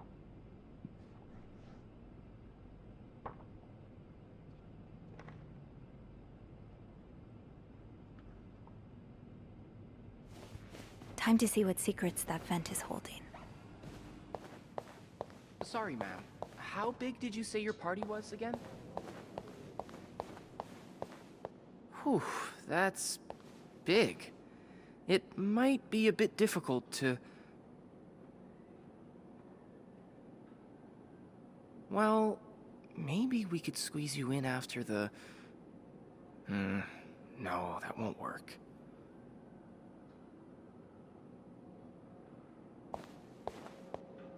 Yes, I'm still here.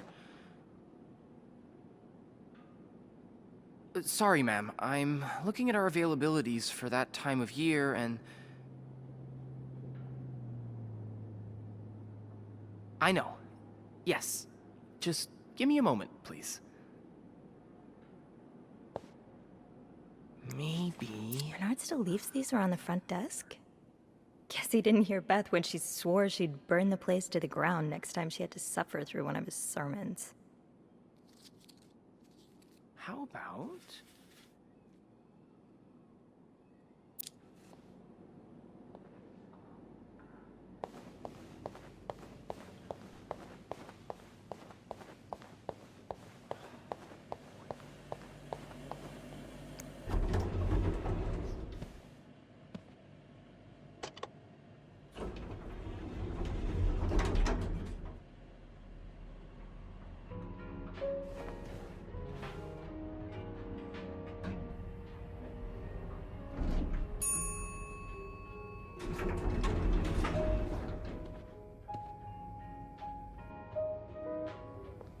All right, let's open the vent.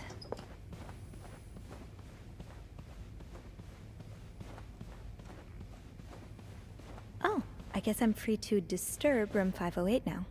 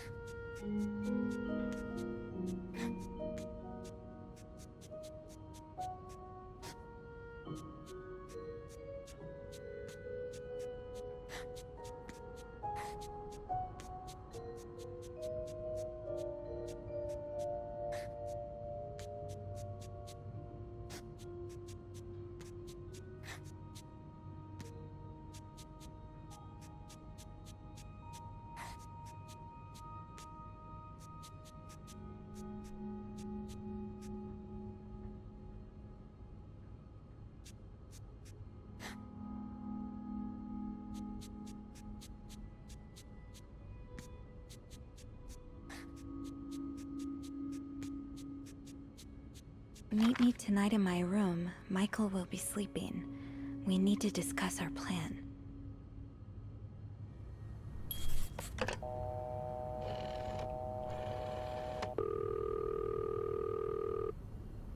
Clarrington Hotel reception desk, Beth speaking. It's me. Oh, hello, Bean. Anything new to report? I found another message written in secret code. What does it say? Meet me tonight in my room. Michael will be sleeping. We need to discuss our plan. Michael? Who's that? Another husband? I don't know. It's the first time I'm hearing of a Michael in this story. Let me check the logbook.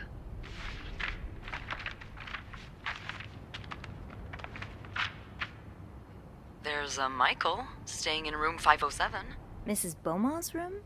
But she doesn't have a husband. She's here alone with... Oh! Michael must be her son. I got him some extra blankets the other day so he could build a fort. Could Marcella? Yes? No, never mind. So, what's next? I guess I should go have a look at 507, but it's not on my list. There's a do not disturb sign on the door. Well, I could call the room to make sure no one's there. Good idea. Hang on.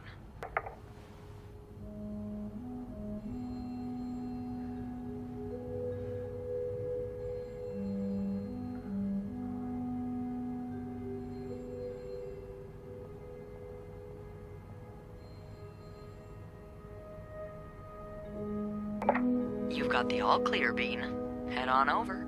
Thanks, Beth. I'll call you back.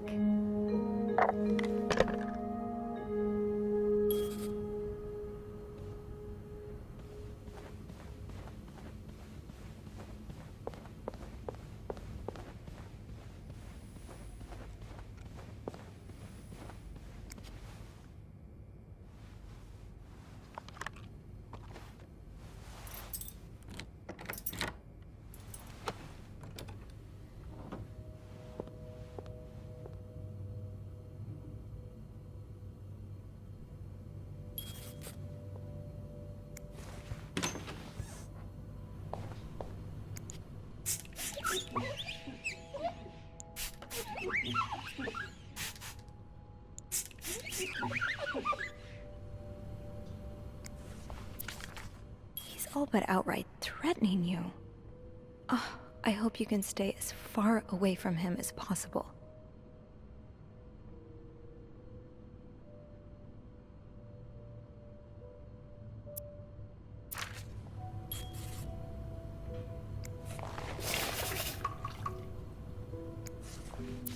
Looks like someone grew tired of looking at your face, Mr. Beaumont.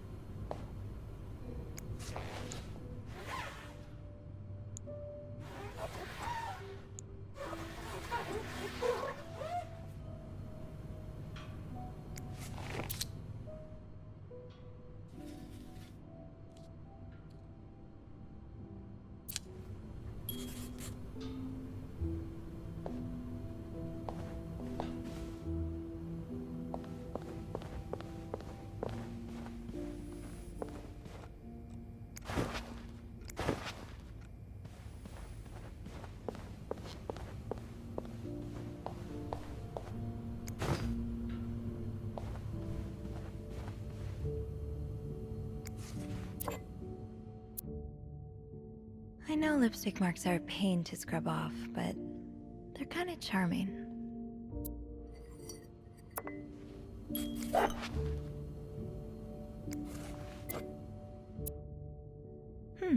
A lovely shade of lipstick.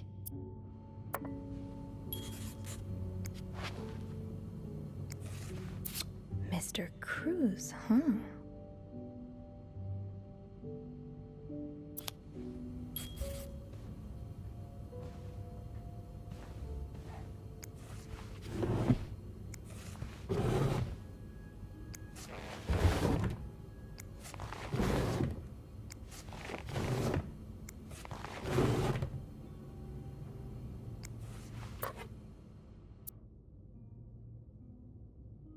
You almost look like Marcella.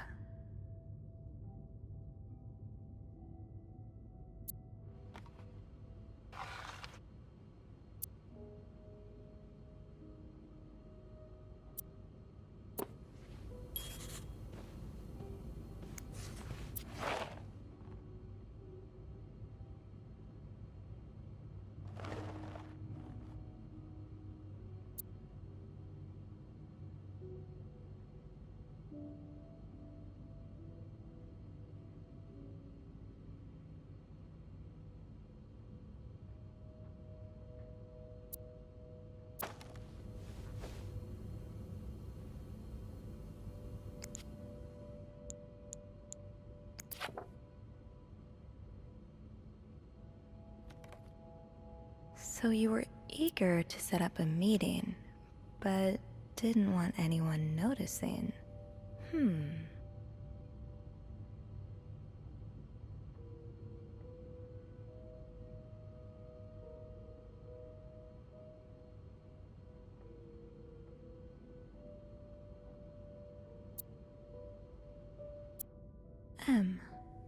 Did Marcella send this?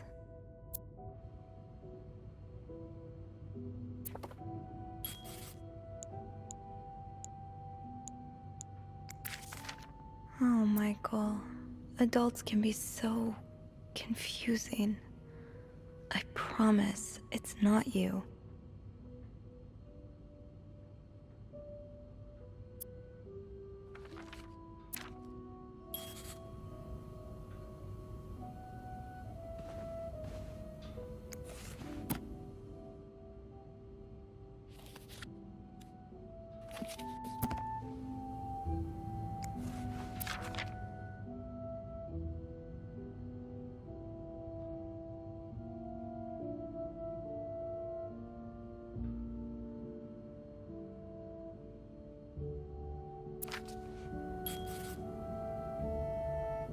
Funny how some games really stand the test of time.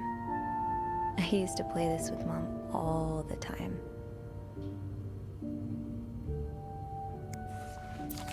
Sounds like this is from your school days, but the name of the sender is smudged.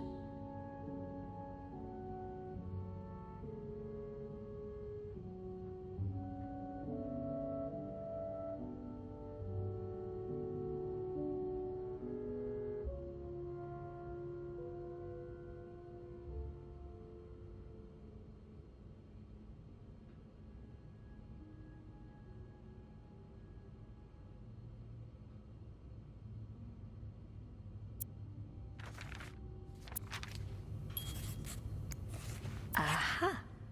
Keys are Snoop's best friend.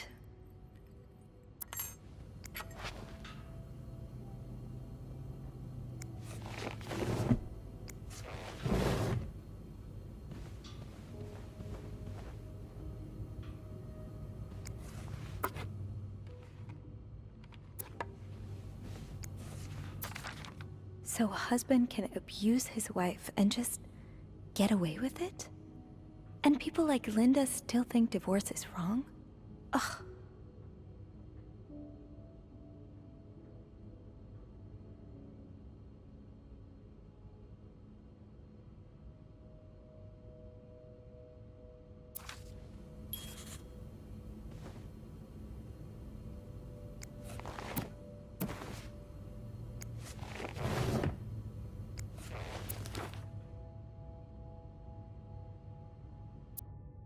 Bridget Boswell.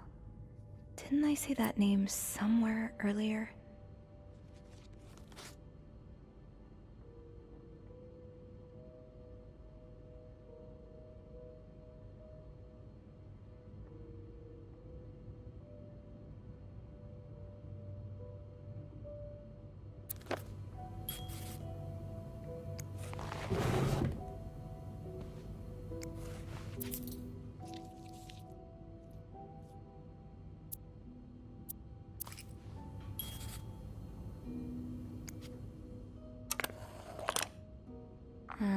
I'll need another key to unlock this.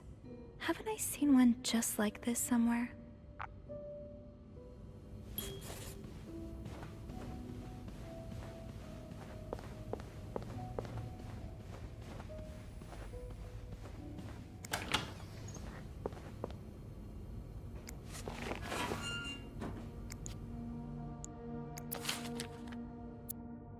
Ah, there you are. With Marcella. God knows where she is.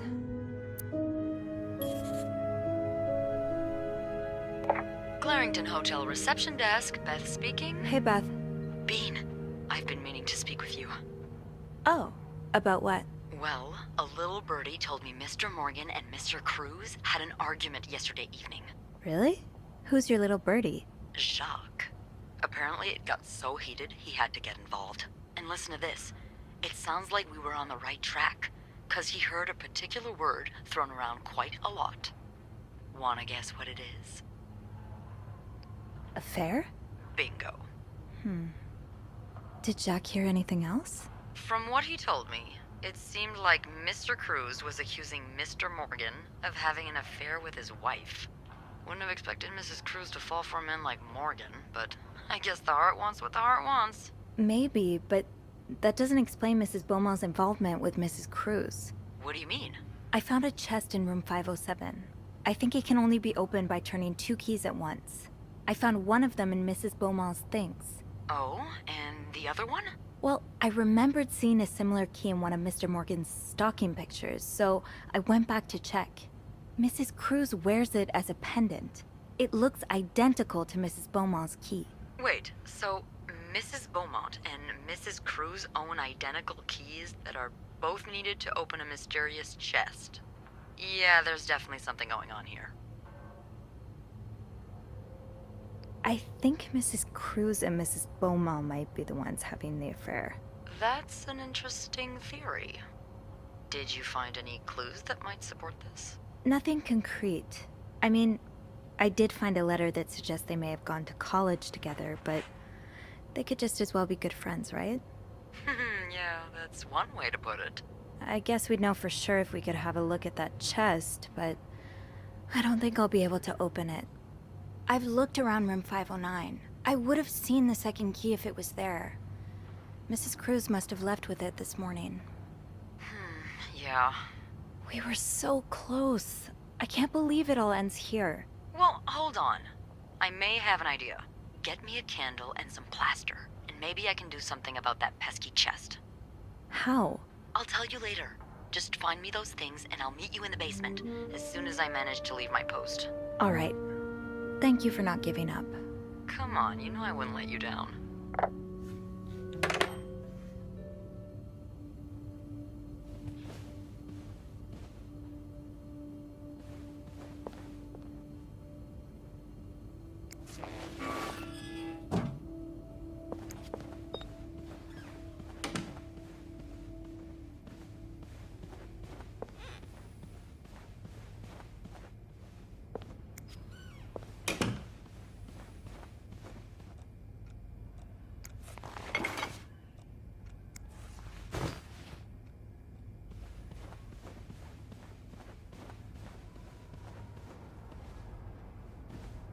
Great.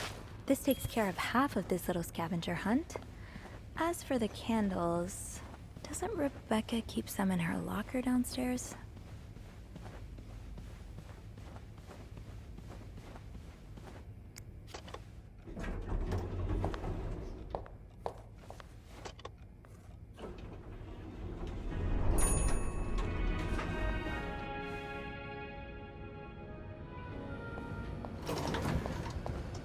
I usually do this in my office, but, well, it's currently under renovation.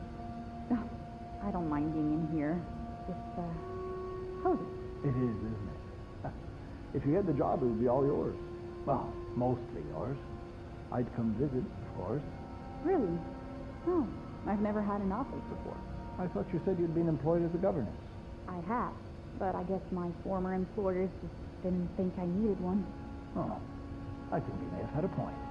Hiding that pretty face of yours in an office would be downright criminal.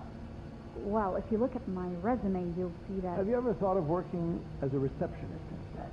I don't think that would suit me. Having to smile all day long sounds, quite exhausting. That's a pity. You're even prettier when you smile. Anyway, I like being a governess. Managing the team, making sure everyone does their work on time. I think I'm fairly good at it, too. If you care to look at my resume, you'll see that I've been in charge of... Yes. I don't doubt you're very good at your job, but do you have any other, talents? Talents? Well, I play the guitar. The guitar? And I've been told I can hold my own at tennis. Right. Are you married? No, I'm not. Why not? Well, surely men must be all over you. Yes, sadly they are. I myself prefer the company of women, which is probably why I enjoy managing a team of maids so much. Now, how about we look at that resume I worked so hard on? Yes. All right.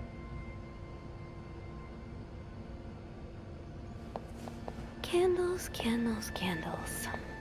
I think Rebecca keeps a stash of them, but where?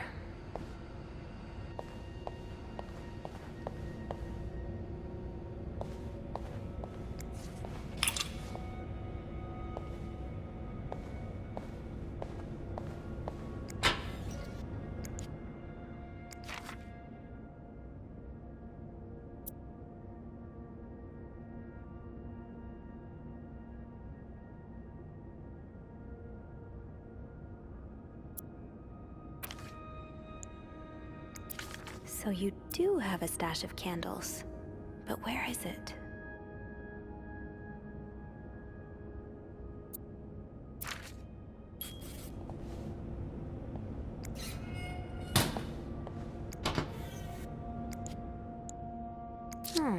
Didn't I find one of these in Anne's room too? The White Cat must be a popular spot. Are you looking to buy land? I know you grew up on a farm. Maybe you're looking to get back to nature. Wait, is this you, Beth? What on earth led to this picture being taken? Is that a live alligator? I think I'd die on the spot.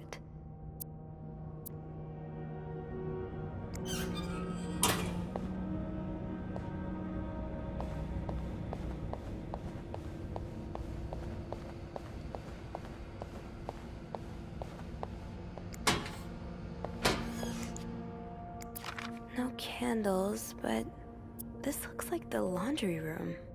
That must be the location of Rebecca's stash.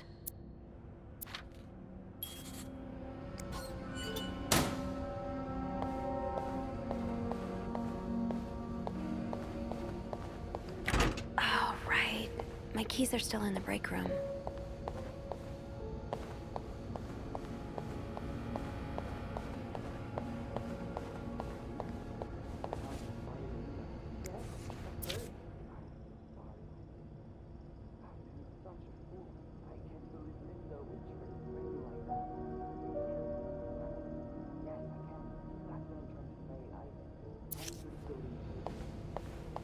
Do you ever find it in your heart to forgive me? I don't know if I can, I understand. but I can try. Really? Oh, Wendy, I love you so much.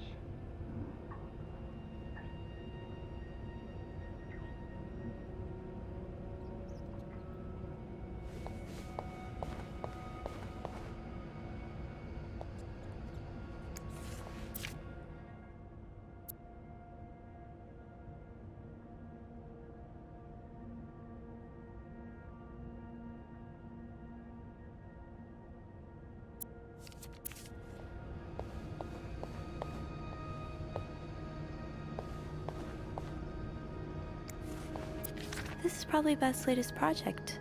It's really cool how she has an eye for this kind of thing.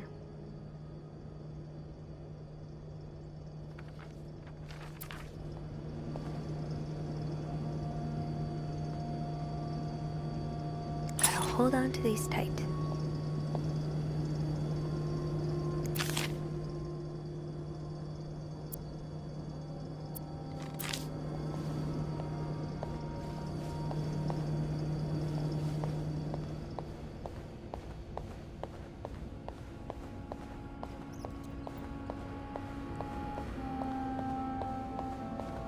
It would make sense for Rebecca to keep her candles by her workstation.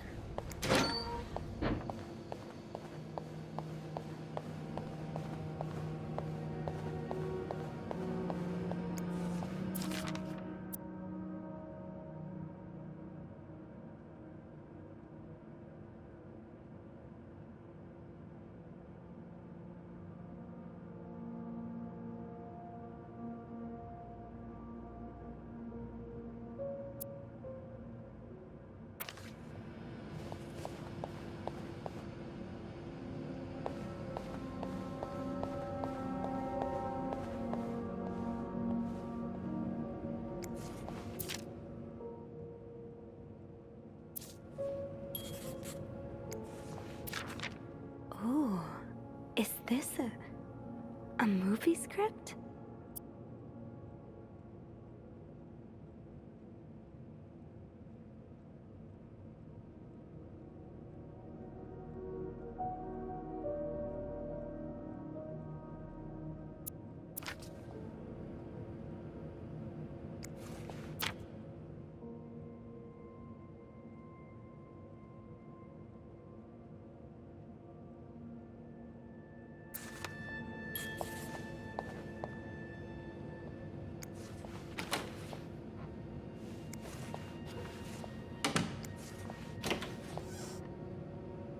Got a candle.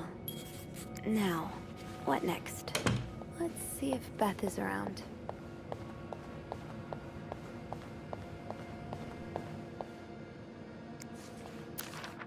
Mr. VIP is really getting to Bobby.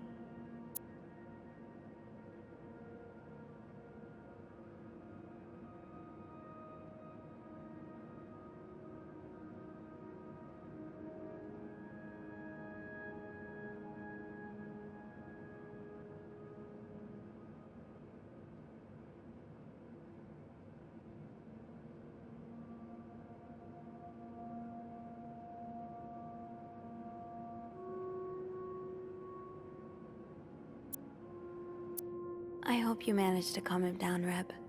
The last thing the Clarington needs today is a murdered guest.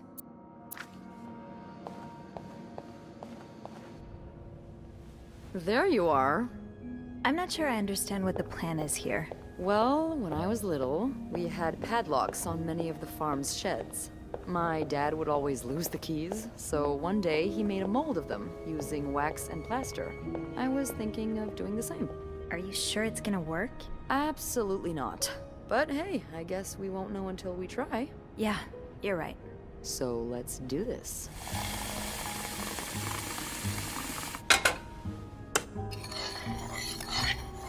Okay, to start, we need to pour the wax from the pot.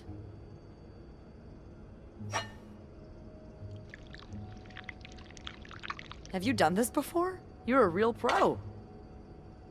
Now, time to put the key into the wax. Let's give it a few seconds, so the mold really takes form. Okay, I think you can remove it. Well, we're almost there. Just pour the cup of plaster into the mold.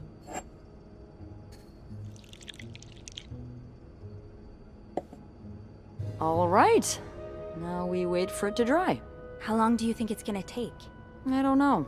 I guess we'll keep poking it every now and then. I bet you didn't think you'd be making a plaster key today, huh? Indeed. But I like it.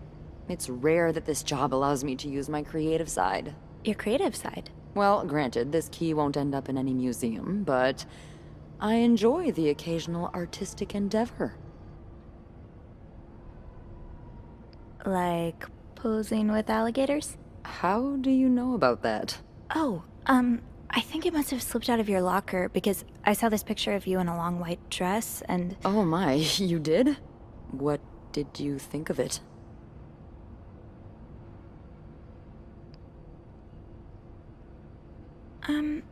I'm not really sure I understand the point of the picture. I can't blame you. It's pretty out there. Not the kind of thing you'd see in popular magazines. Yeah, I'm sure it's hard to convince models to sit next to a live alligator. That's their loss. Chomps and I really got along. Chomps? That's adorable. Where did you even find him? Oh, Ziva did. Ziva Rivers, she's the photographer. I believe she got him from Central Park Zoo. Wait, you've been to New York? A few times, yeah. Wow, you're so lucky. I so wish I could go. Well, why don't we go together? That'd be great, but I can't. I have my mom and... Right. You've mentioned before that she's sick. How's she doing? Oh, she's okay. She just needs a lot of help with, you know, the house and the bills and everything. Well, your mother comes first, of course. Hey, look! I think it's dry. I can't believe it worked. I could not have done this without you. Yeah, probably not. Well, I should get back upstairs before Bernard notices my absence. If he hasn't already. Let me know how it goes with the key. Oh, and be careful while turning it, okay? You wouldn't want it to break inside the lock. Yeah, I'll be careful. Thank you for everything. No problem.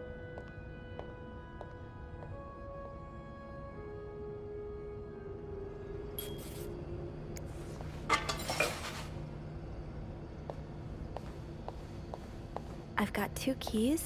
Now, let's test them out. Tempting, but every penny adds up, Sophie.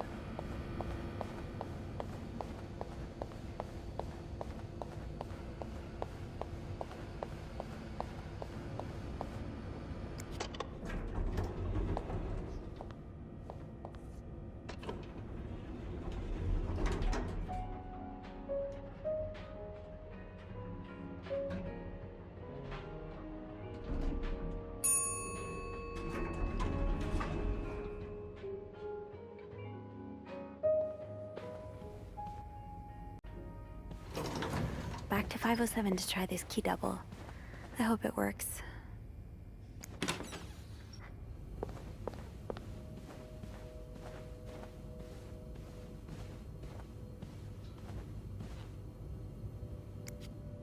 Be careful, Sophie. You don't want this key to break.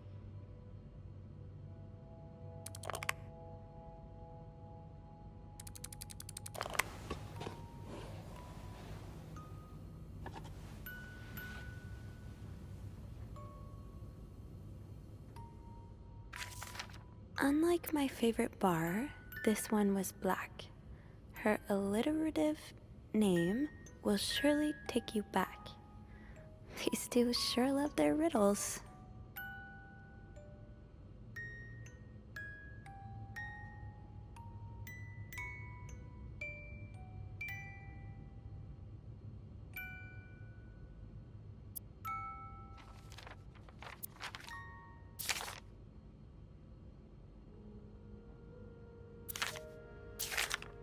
Huh. Marcella invited you to the movies. Let me guess. You said yes.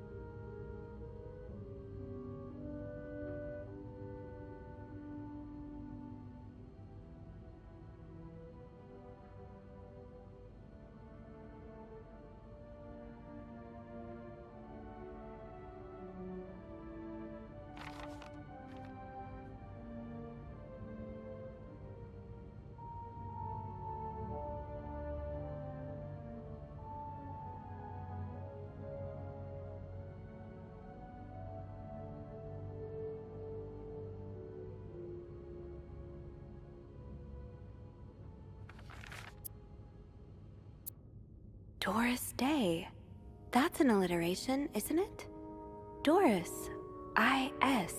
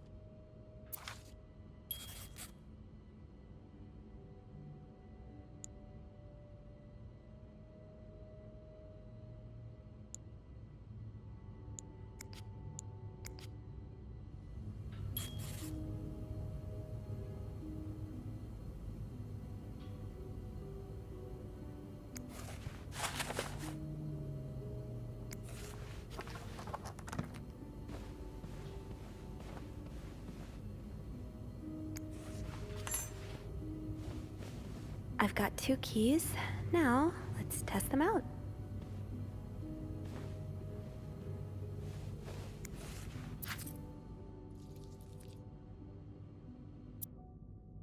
A cat named Greta. G-R.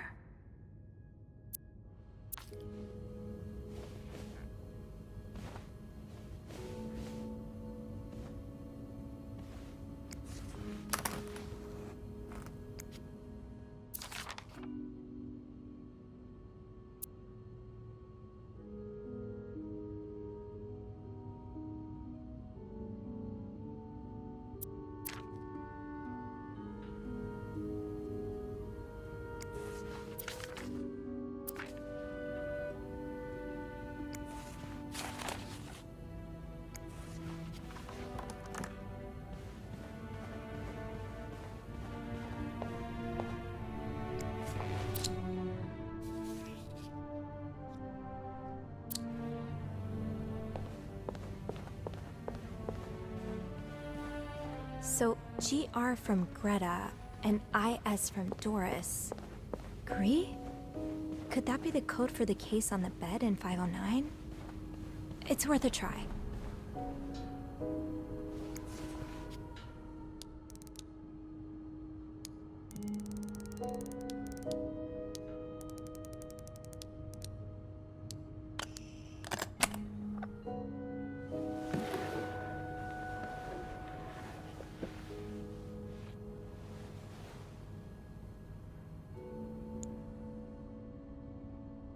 That novelist, Bridget Boswell, is actually you, Marcella?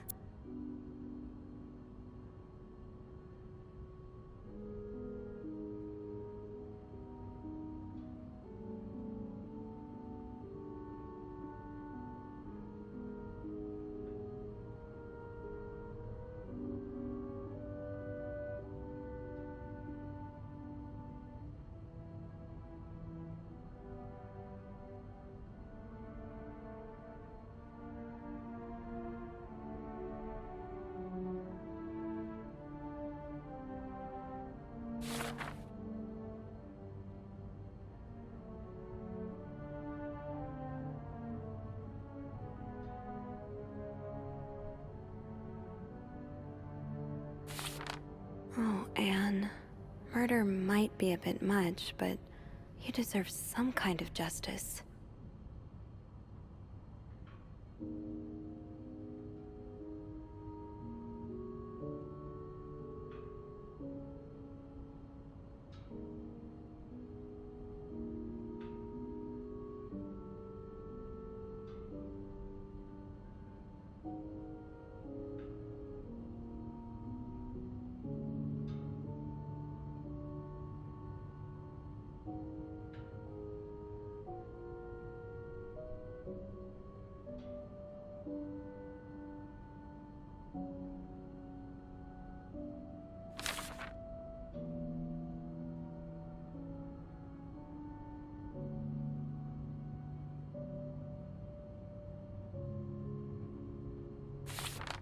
I do like a happy ending. I just hope that's where your story is headed.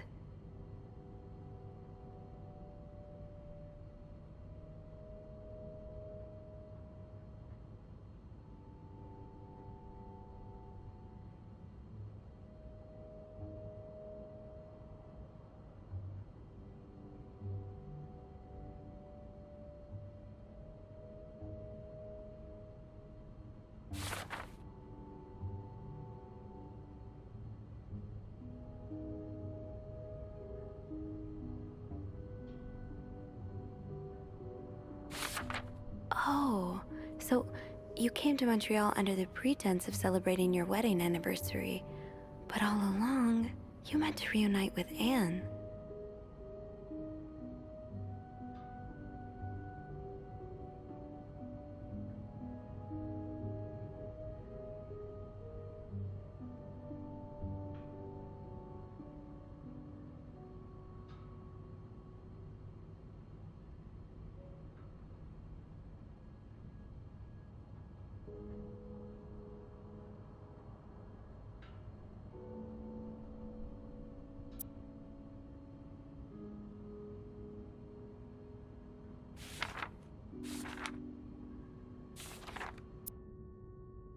So the symbols I've been deciphering, you invented them back in the day to keep your love secret.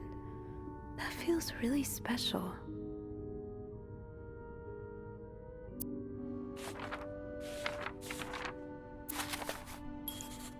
After all this, turns out you're a fan of Bridget? Of Marcella? That's a lot sweeter than I expected.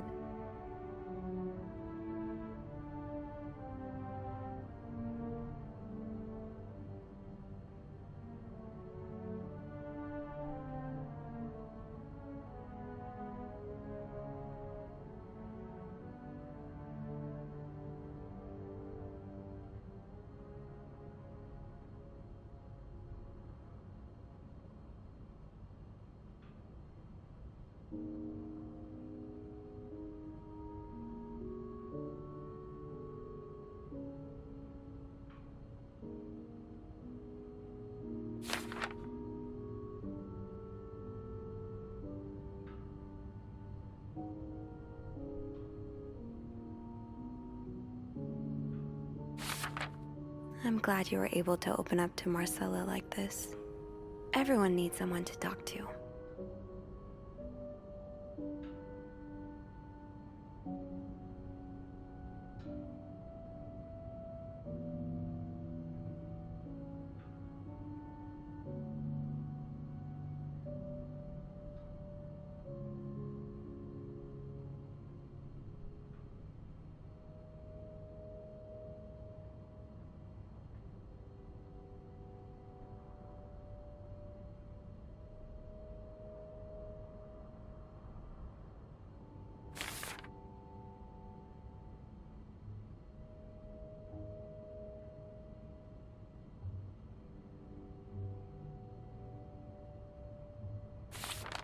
An advance on my salary. So Marcella hired you. But what for?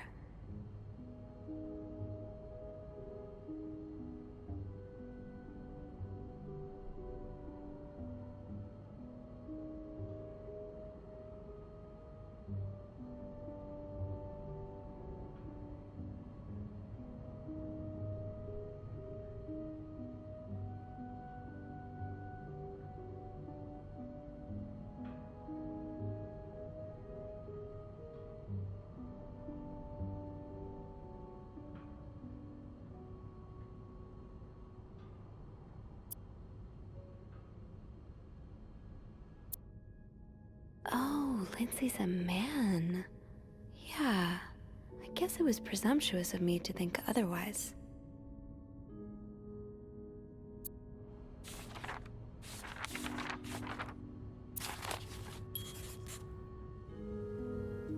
So, let me get this straight. Mrs. Beaumont and Mrs. Cruz are some kind of star-crossed lovers? Seems like it, yeah. But I'm not sure whether they chose to meet here just to reconnect for a few days, or if there's something more to it. Well, I may be able to help with that. Really? How? Oh, some mail arrived earlier for Mrs. Beaumont. I wonder what's in it. We could open it. I mean, that's kinda illegal. Oh, is it? Yeah, I think it is. Well, too late. I've always known I would end up in prison one day. So? It's 3 train tickets. And, there's a tourism pamphlet for California. California? Well, it makes sense. It's much more progressive there than it is here. So, Anna and Marcella want to go there to live their love freely. Anne and Marcella, huh? You 3 are best pals now?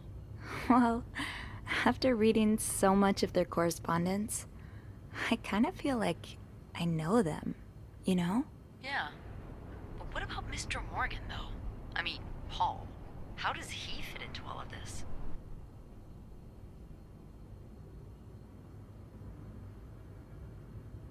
Turns out he's a big fan of Marcella. Is she a celebrity or something? More or less. She writes pulp fiction under a pseudonym. I think her books gave Paul a chance to get out of his own head while he was staying in a psychiatric hospital. Huh, I see.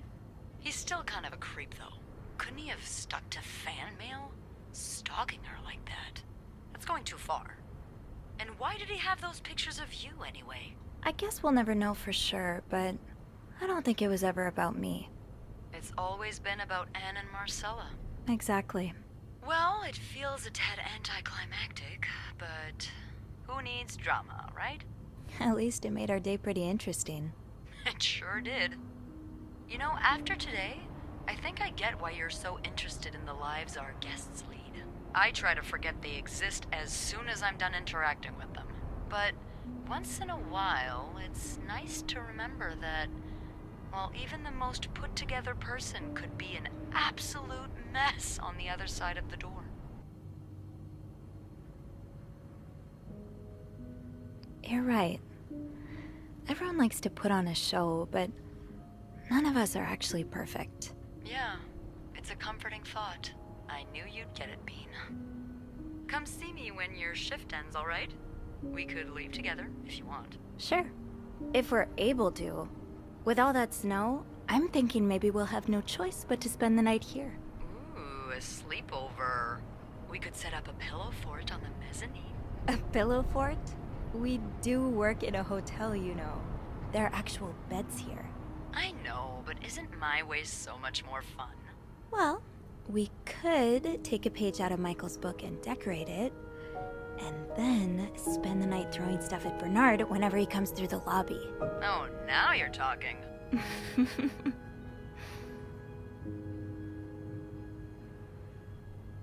I just have to finish my tasks for the day, and then I can leave.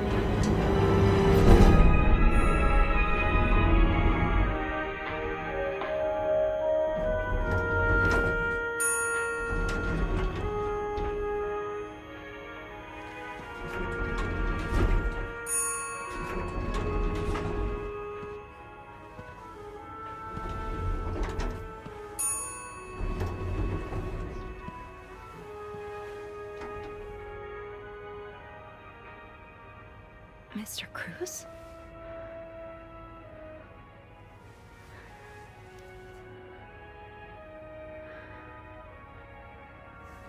Mr. Cruz.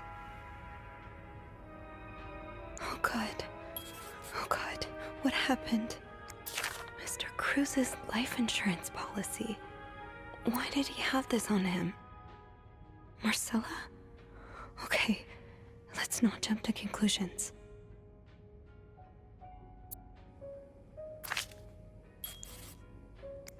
Is this about Paul? Does that mean...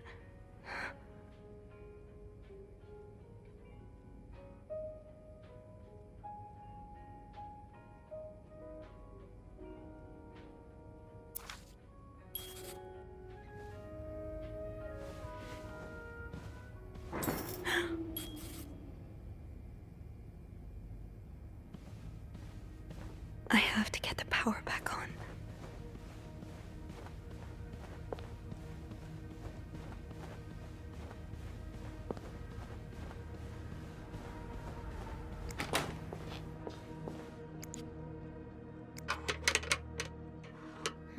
It's too big. I guess I'll need something pointier.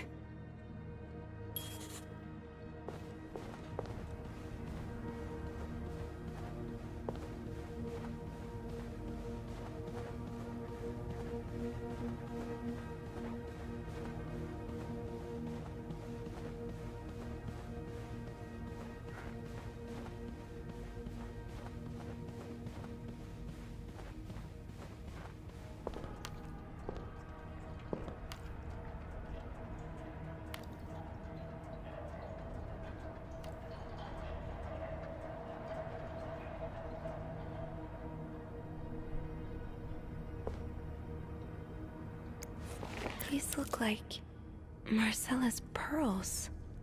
What happened here?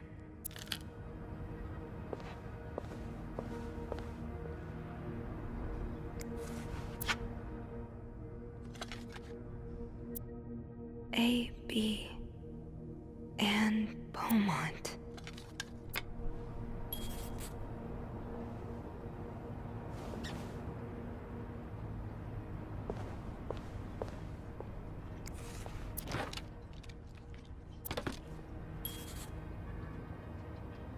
Okay, this looks like something I can use to open the fuse box.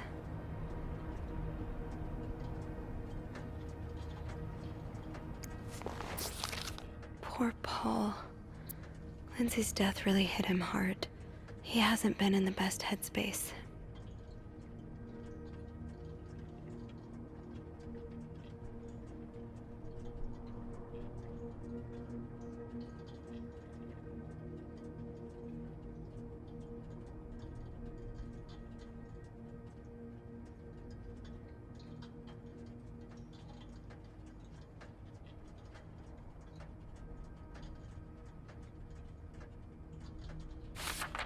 So Paul just needed to pass the time while Marcella was away. That's why he was observing us.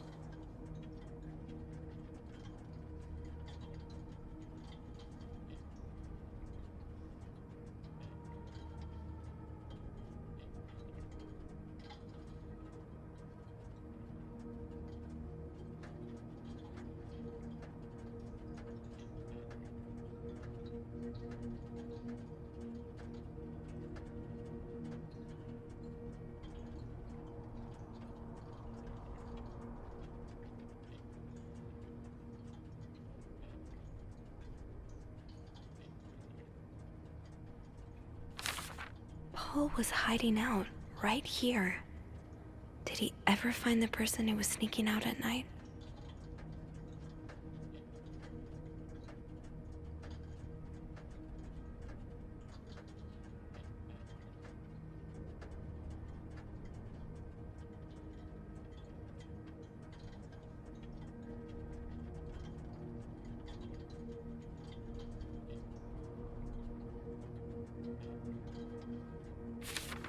"9:45?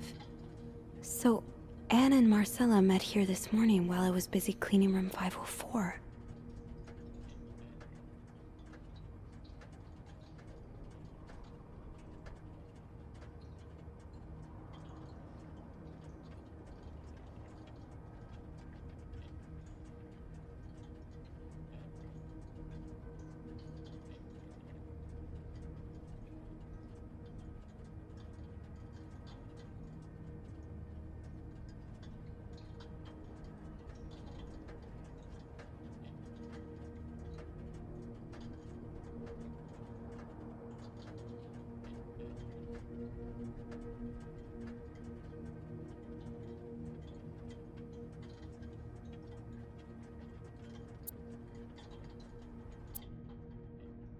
Looks like Paul had to stop writing in a hurry. What happened? I was listening to the radio at the time. Did the music drown out the noise?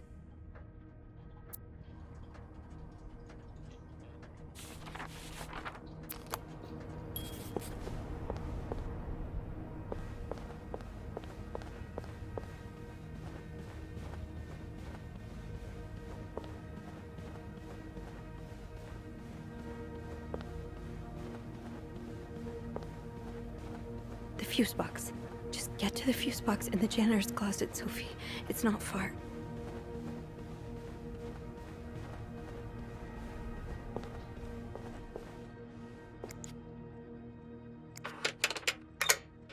That worked, thank God. Now, to get the power back. Eugene, what I would give to have you with me right now. Your note will have to make do.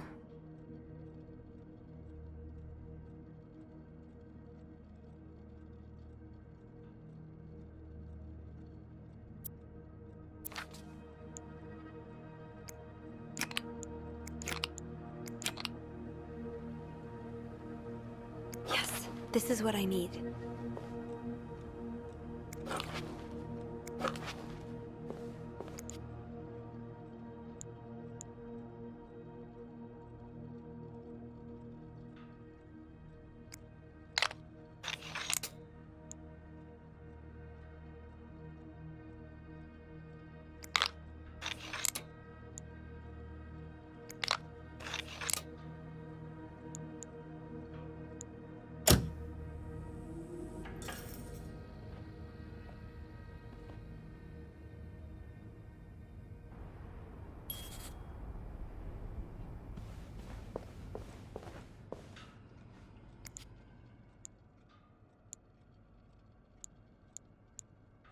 How did this end up here? Not much use without the rest of the code. Unless those numbers I found in the laundry room, could they be part of the same combination? Not much use without the rest of the code. Unless those numbers I found in the laundry room, could they be part of the same combination?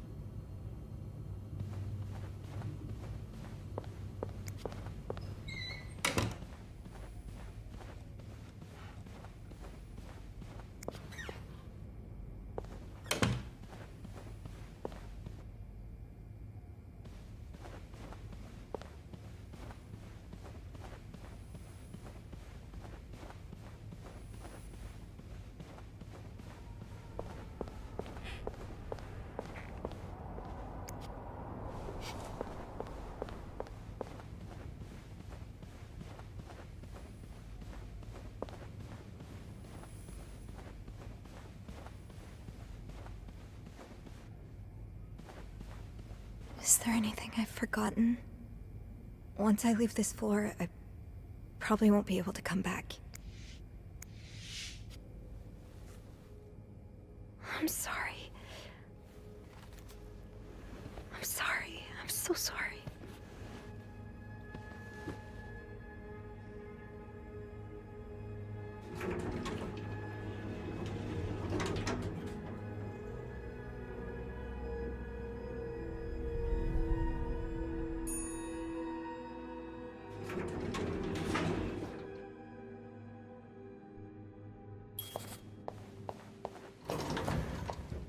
Phone.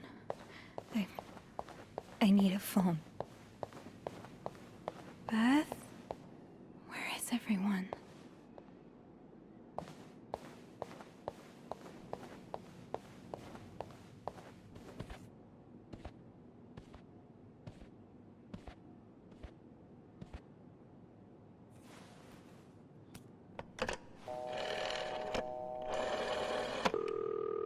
Montreal Police Service, Station 22. There's a man dead He's been murdered. I need the police. Please stay calm, ma'am. Where are you right now? The lobby. But the body, it's upstairs. Can you give me the address, please? Oh, 1178 Drummond Street. All right, ma'am. Officers are on their way. Thank you.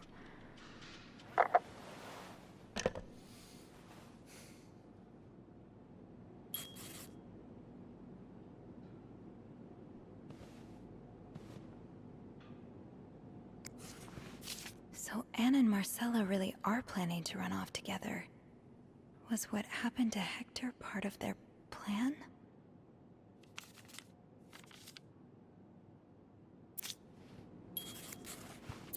Is this the brochure Beth was talking about? The one that came in the mail for Anne? The West Coast. That's about as far from Montreal as you can get without crossing an ocean.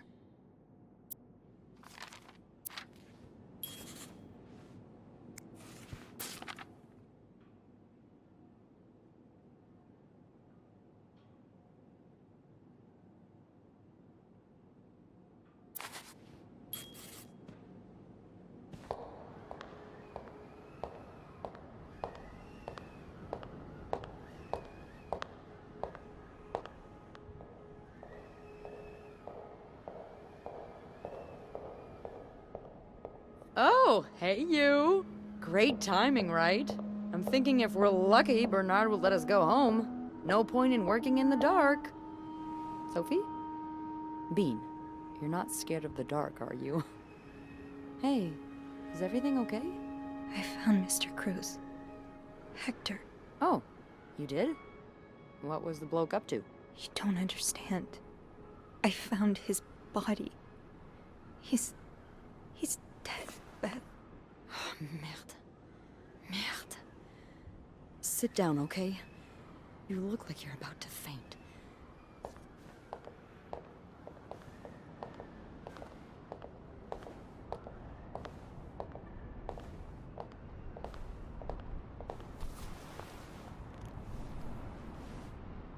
Have you called the police? Yeah, they're on their way. What happened? Was there an accident? No, I don't think so. Someone did this to him. You mean... Merde. Do you think it could have been Anne and Marcella? I found something on Hector that would point to that. Yes. Wait, so you touched the body? The dead body? I mean, yes, kind of. Sophie, rule number 1 when stumbling upon a dead body. Do not touch. It could really get you in trouble.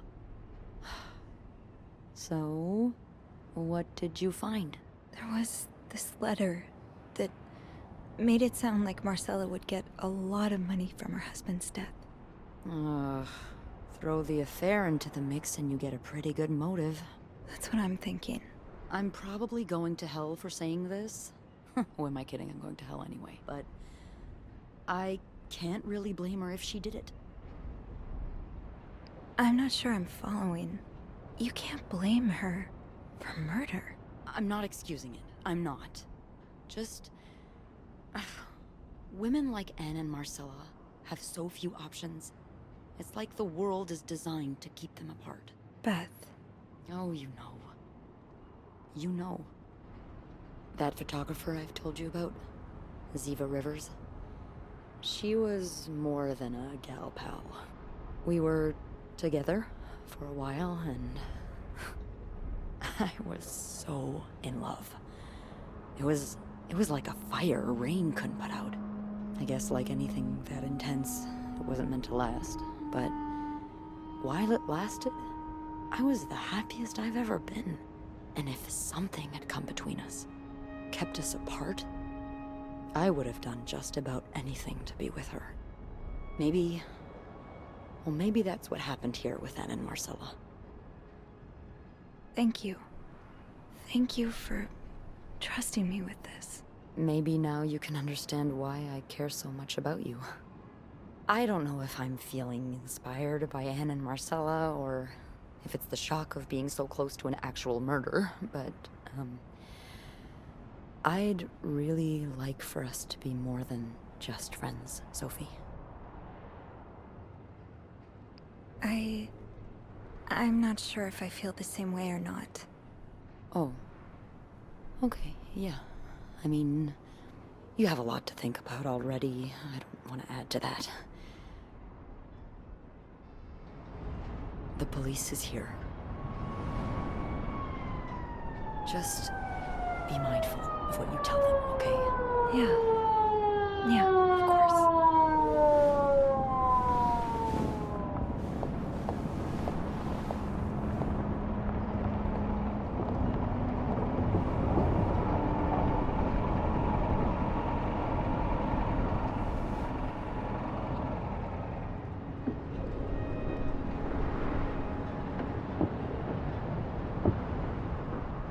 Miss Roy?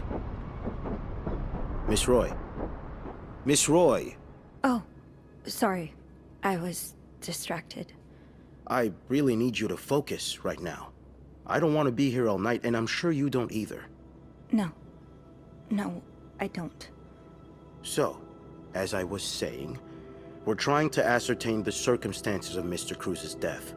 Can you tell me how you came to find the body? I was cleaning room 509 when I heard the elevator bell ring. Again and again and again. I thought maybe a child was playing with the doors, so I went out in the corridor, and that's when I saw him. All the blood and... Why was the elevator bell ringing? I'm sorry? You said you heard the elevator bell ring. Why was it ringing? I assume it wasn't a child after all. Well, Mr. Cruz's body was preventing the doors from closing. Really? When we found the body, it wasn't that close to the doors. Oh, the stairs are blocked because of the renovations, so the elevator's the only way out of the 5th floor. I had no choice but to move the body. Just a little.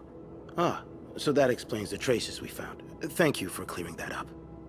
So, what did you do after that? Well, that's when the power cut. So I had to go to the janitor's closet. To access the fuse box. Exactly. I changed a few fuses and turned the power back on. But there's a lock on that box, isn't there? Did you have the key? No, I didn't. Only Eugene does. But I thought an ice pick might do the trick, so I went to the ice machine to get one. You're a size 7, I suppose. Yes, I am. Why? What did you see when you went to the ice machine? There was blood. A lot of it. Did you touch anything?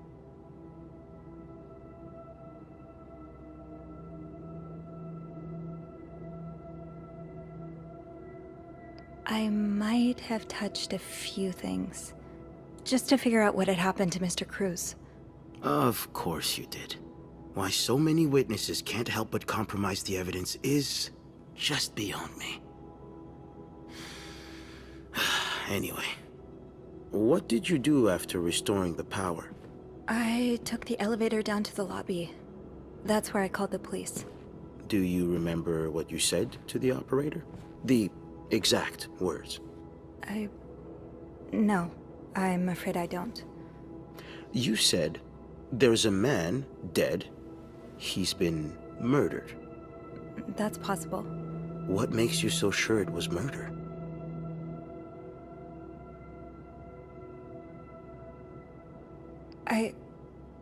I've been snooping around the guests' rooms.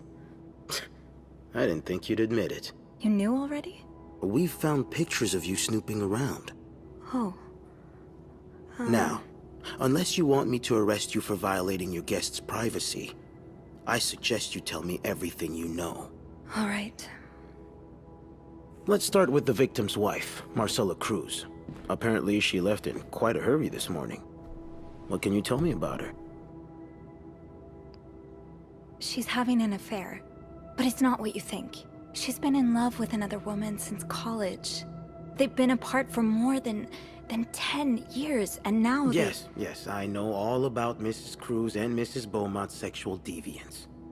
Have you ever witnessed them engaging in immoral behavior? What do you mean? I'm asking if you've seen them being, you know, intimate. No, I haven't. No. And did you hear them discuss their deviant ways in front of Mrs. Beaumont's son, perhaps?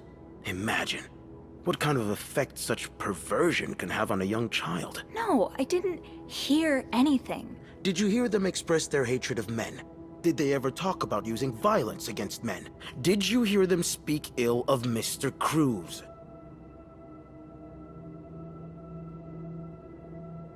No, I didn't hear any of that. I'm sorry I can't be of more help. No, I'm sure you are. But we're not quite done yet, Miss Roy.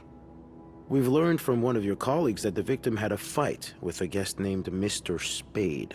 What can you tell me about him? He spent some time in a psychiatric hospital after the war. That's when he got into Mrs. Cruz's novels, and they really helped him. Yes, I already know about his time in a madhouse. We called the place and they painted quite the picture of him. Did you ever see him display odd behavior in or around the hotel? No. I mean, we've all got our little quirks, don't we? Did he seem obsessed with Mrs. Cruz? A little, maybe, but... Obsessed enough to kill her husband? No, nothing like that. We all have our obsessions. Me, for instance. I'm obsessed with celebrities and gossip magazines, and... You don't seem to understand, Miss Roy. Mr. Spade is not like you and me. He may look like us, but he's not. He's dangerous and needs to be taken off the streets. So tell me, did you ever see him be violent or aggressive? No, I didn't. I'm sorry, Miss Roy, but I just don't believe you. I think you know more than you've let on. Can I please leave? You can. But you'd better stay in town. I'm sure I'll have more questions for you very soon.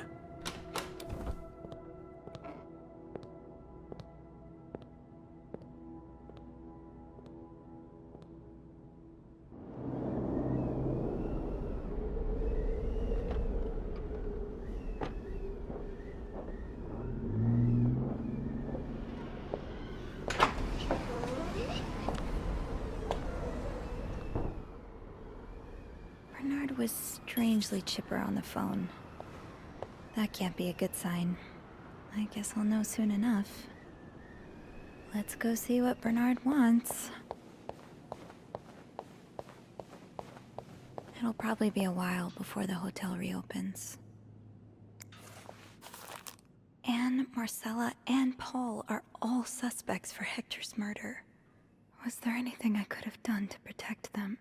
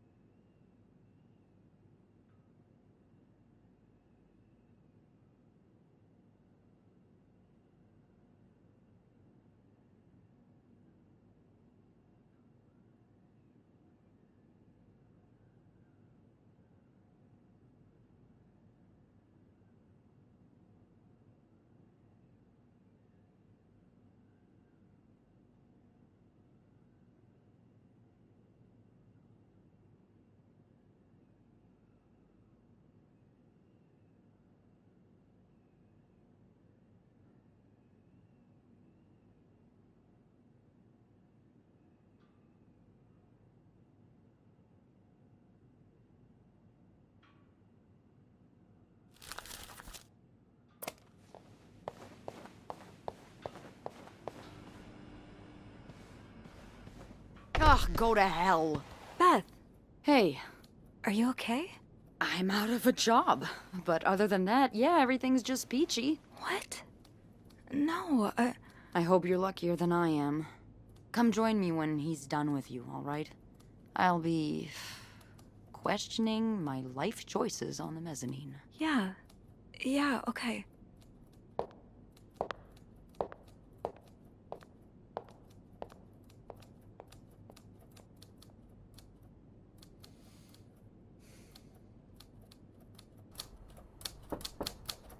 Ah, Miss Roy. Come in.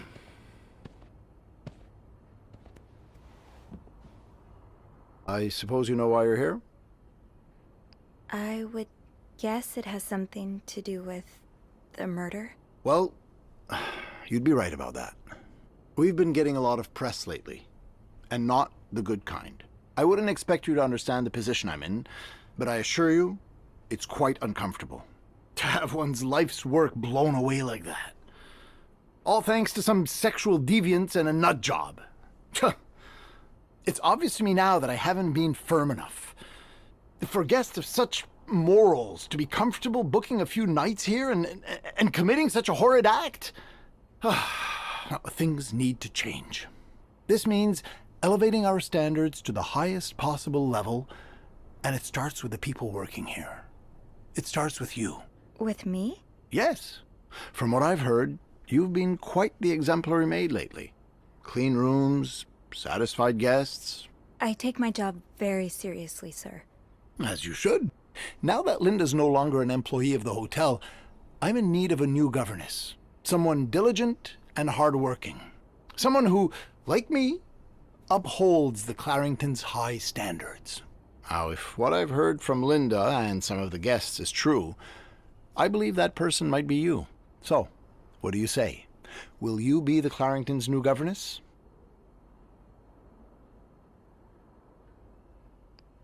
Would it come with a raise? I see you're a pragmatist.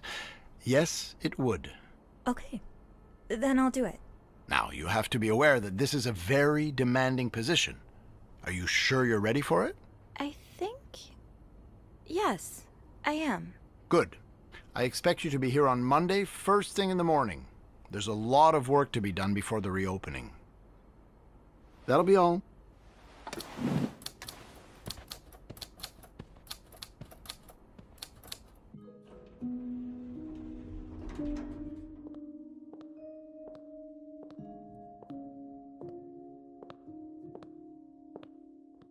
Hey. Hey. What a week. Yeah. So, what did Bernard want with you? He offered me Linda's job. Damn, look who's moving up in the world. A shame you won't get to order me around, though. I'm so sorry. Hey, it's not your fault. I know, but it's so unfair that I get promoted while you lose your job. Yeah, well, life's unfair. But it's okay. You need it more than I do. Did Bernard say why he was firing you? Ugh. He was going on and on about keeping deviants out of the hotel, so I may have lost my cool a little. A little? I told him I was one of those deviants he was so afraid of. He froze for a moment, then showed me the door.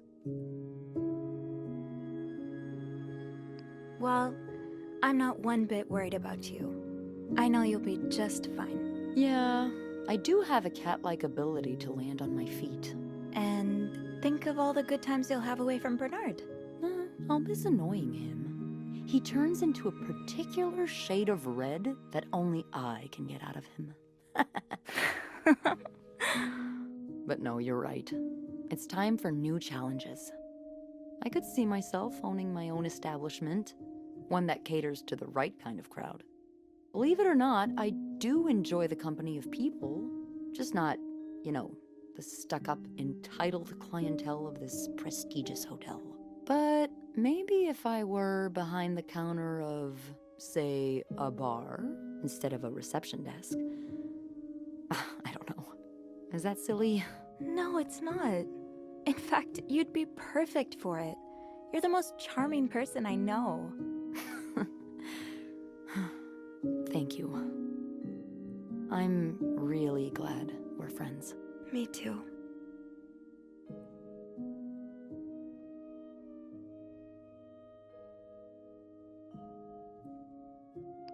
What do you think will happen to them? Who? Sorry, my mind wanders sometimes. I meant Paul, Anne, and Marcella. Do you think they'll be released? Yeah, I think so.